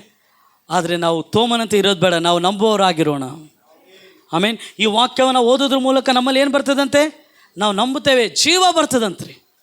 ದೇವರಿಗೆ ಸ್ತೋತ್ರ. ಕಳೆದ ವಾರ ನಾವು ನೋಡಿದೆವು, ತೋಮನೇ ಬಂದ ನಮ್ಮ ಭಾರತ ದೇಶಕ್ಕೆ. ಆಮೇನ್. ಕೇರಳ ಭಾಗದಲ್ಲಿ ಬಂದು ಆತನೇ ನಮಗೇನು ಸಾರಿದ? ಯಾರೋ ಫಾರಿನರ್ ಸಾರಲಿಲ್ಲ ರೀ ನಮಗೆ ಸುವಾರ್ತೆ. ಯೇಸುವಿನ ಶಿಷ್ಯನಾದ ತೋಮನೇ ಬಂದು ನಮಗೇನು ಸಾರಿದ? ಸುವಾರ್ತೆ ಸಾರದ. ಯಾವ ವ್ಯಕ್ತಿ ಯೇಸುವನ್ನು ಅನುಮಾನಿಸಿದ್ನೋ ಅದೇ ವ್ಯಕ್ತಿ ಯೇಸುವಿಗೋಸ್ಕರ ಹತಸಾಕ್ಷಿಯಾಗಿ ಸತ್ತು ಹೋದನು. ಪ್ರಿಯರೇ, ನಾವು ನಂಬದವರಾಗಿರದೆ ನಂಬುವವರಾಗಿರೋಣ. ಹೌದು, ನಾವು ಫೇಲ್ ಆಗಿವ್ರಿ, ಆದರೆ ಅದೇ ಫೇಲ್ಯೂರಲ್ಲಿ ಇರೋದು ಬೇಡ, ನಾವು ಎದ್ದು ಬರೋಣ. ಆಮೇನ್. ನಾವು ಬಿದ್ದೋಗಿರ್ಬೋದು, ಆದರೆ ಅದೇ ಬಿದ್ದೋದ ಪರಿಸ್ಥಿತಿಯಲ್ಲಿ ಇರೋದು ಬೇಡ, ನಾವು ಅಲ್ಲಿಂದ ಏನು ಮಾಡೋಣ? ಎದ್ದು ಬರೋಣ. ನಮ್ಮ ಜೀವಿತವನ್ನು ನಾವೇನು ಮಾಡೋಣ? ಕಟ್ಟಿಕೊಳ್ಳೋಣ. ಇದ್ದಂಥ ಸ್ಥಳ ನಾವೆಲ್ಲರೂ ಕೂಡ ಕಣ್ಣುಗಳು ಮುಚ್ಚಿಕೊಳ್ಳೋಣ. ದೇವರ ಹತ್ರ ಪ್ರಾರ್ಥನೆ ಮಾಡೋಣ. ದೇವರೇ, ಒಂದು ವೇಳೆ ನಾನು ಯಾವ ವಿಷಯದಲ್ಲಾದರೂ ಸೋತು ಹೋಗಿರೋದಾದರೆ, ಬಲಹೀನನಾಗಿರೋದಾದರೆ ನನ್ನನ್ನು ಕ್ಷಮಿಸಪ್ಪ. ನಿನ್ನ ವಾಕ್ಯದ ಮೂಲಕ ನನ್ನೊಟ್ಟಿಗೆ ನೀನು ಮಾತಾಡೋದಕ್ಕಾಗಿ ನಿನಗೆ ಸ್ತೋತ್ರ. ಮಹಿಮೆ, ಘನತೆ, ಪ್ರಭಾವ ನಾವು ನಿನ್ನ ಕೈಗಳಲ್ಲಿ ಕೊಡುತ್ತೇವೆ. ಯೇಸು ಕ್ರಿಸ್ತನ ಉನ್ನತ ಮಧುರವಾದ ನಾಮದಲ್ಲಿ ಪ್ರಾರ್ಥಿಸ್ತೇವೆ, ನಮ್ಮ ಜೀವವುಳ್ಳ ಪರಲೋಕದ ತಂದೆಯೇ, ಆಮೇನ್. ಜೋರಾಗಿ ಚಪ್ಪಾಳೆ ತಟ್ಟಿ ನಾವೆಲ್ಲರೂ ಕೂಡ ಯೇಸುವಿನ ನಾಮಕ್ಕೆ ನಾವು ಮಹಿಮೆಯನ್ನು ಸಲ್ಲಿಸೋಣ. ಎಲ್ಲರೂ ಕೂಡ ಇನ್ನೂ ಜೋರಾಗಿ, ಇನ್ನೂ ಜೋರಾಗಿ, ಇನ್ನೂ ಜೋರಾಗಿ ಜೋರಾಗಿ ಚಪ್ಪಾಳೆ ತಟ್ಟೋಣ. ಎಲ್ಲರೂ ಕೂಡ ಜೋರಾಗಿ ಚಪ್ಪಾಳೆ ತಟ್ಟಿ ಯೇಸುವಿನ ನಾಮಕ್ಕೆ ನಾವು ಮಹಿಮೆಯನ್ನು ಕೊಡೋಣ ಪ್ರಿಯರೇ. ಆಮೇನ್. ಹಲ್ಲೆಲೂಯಾ.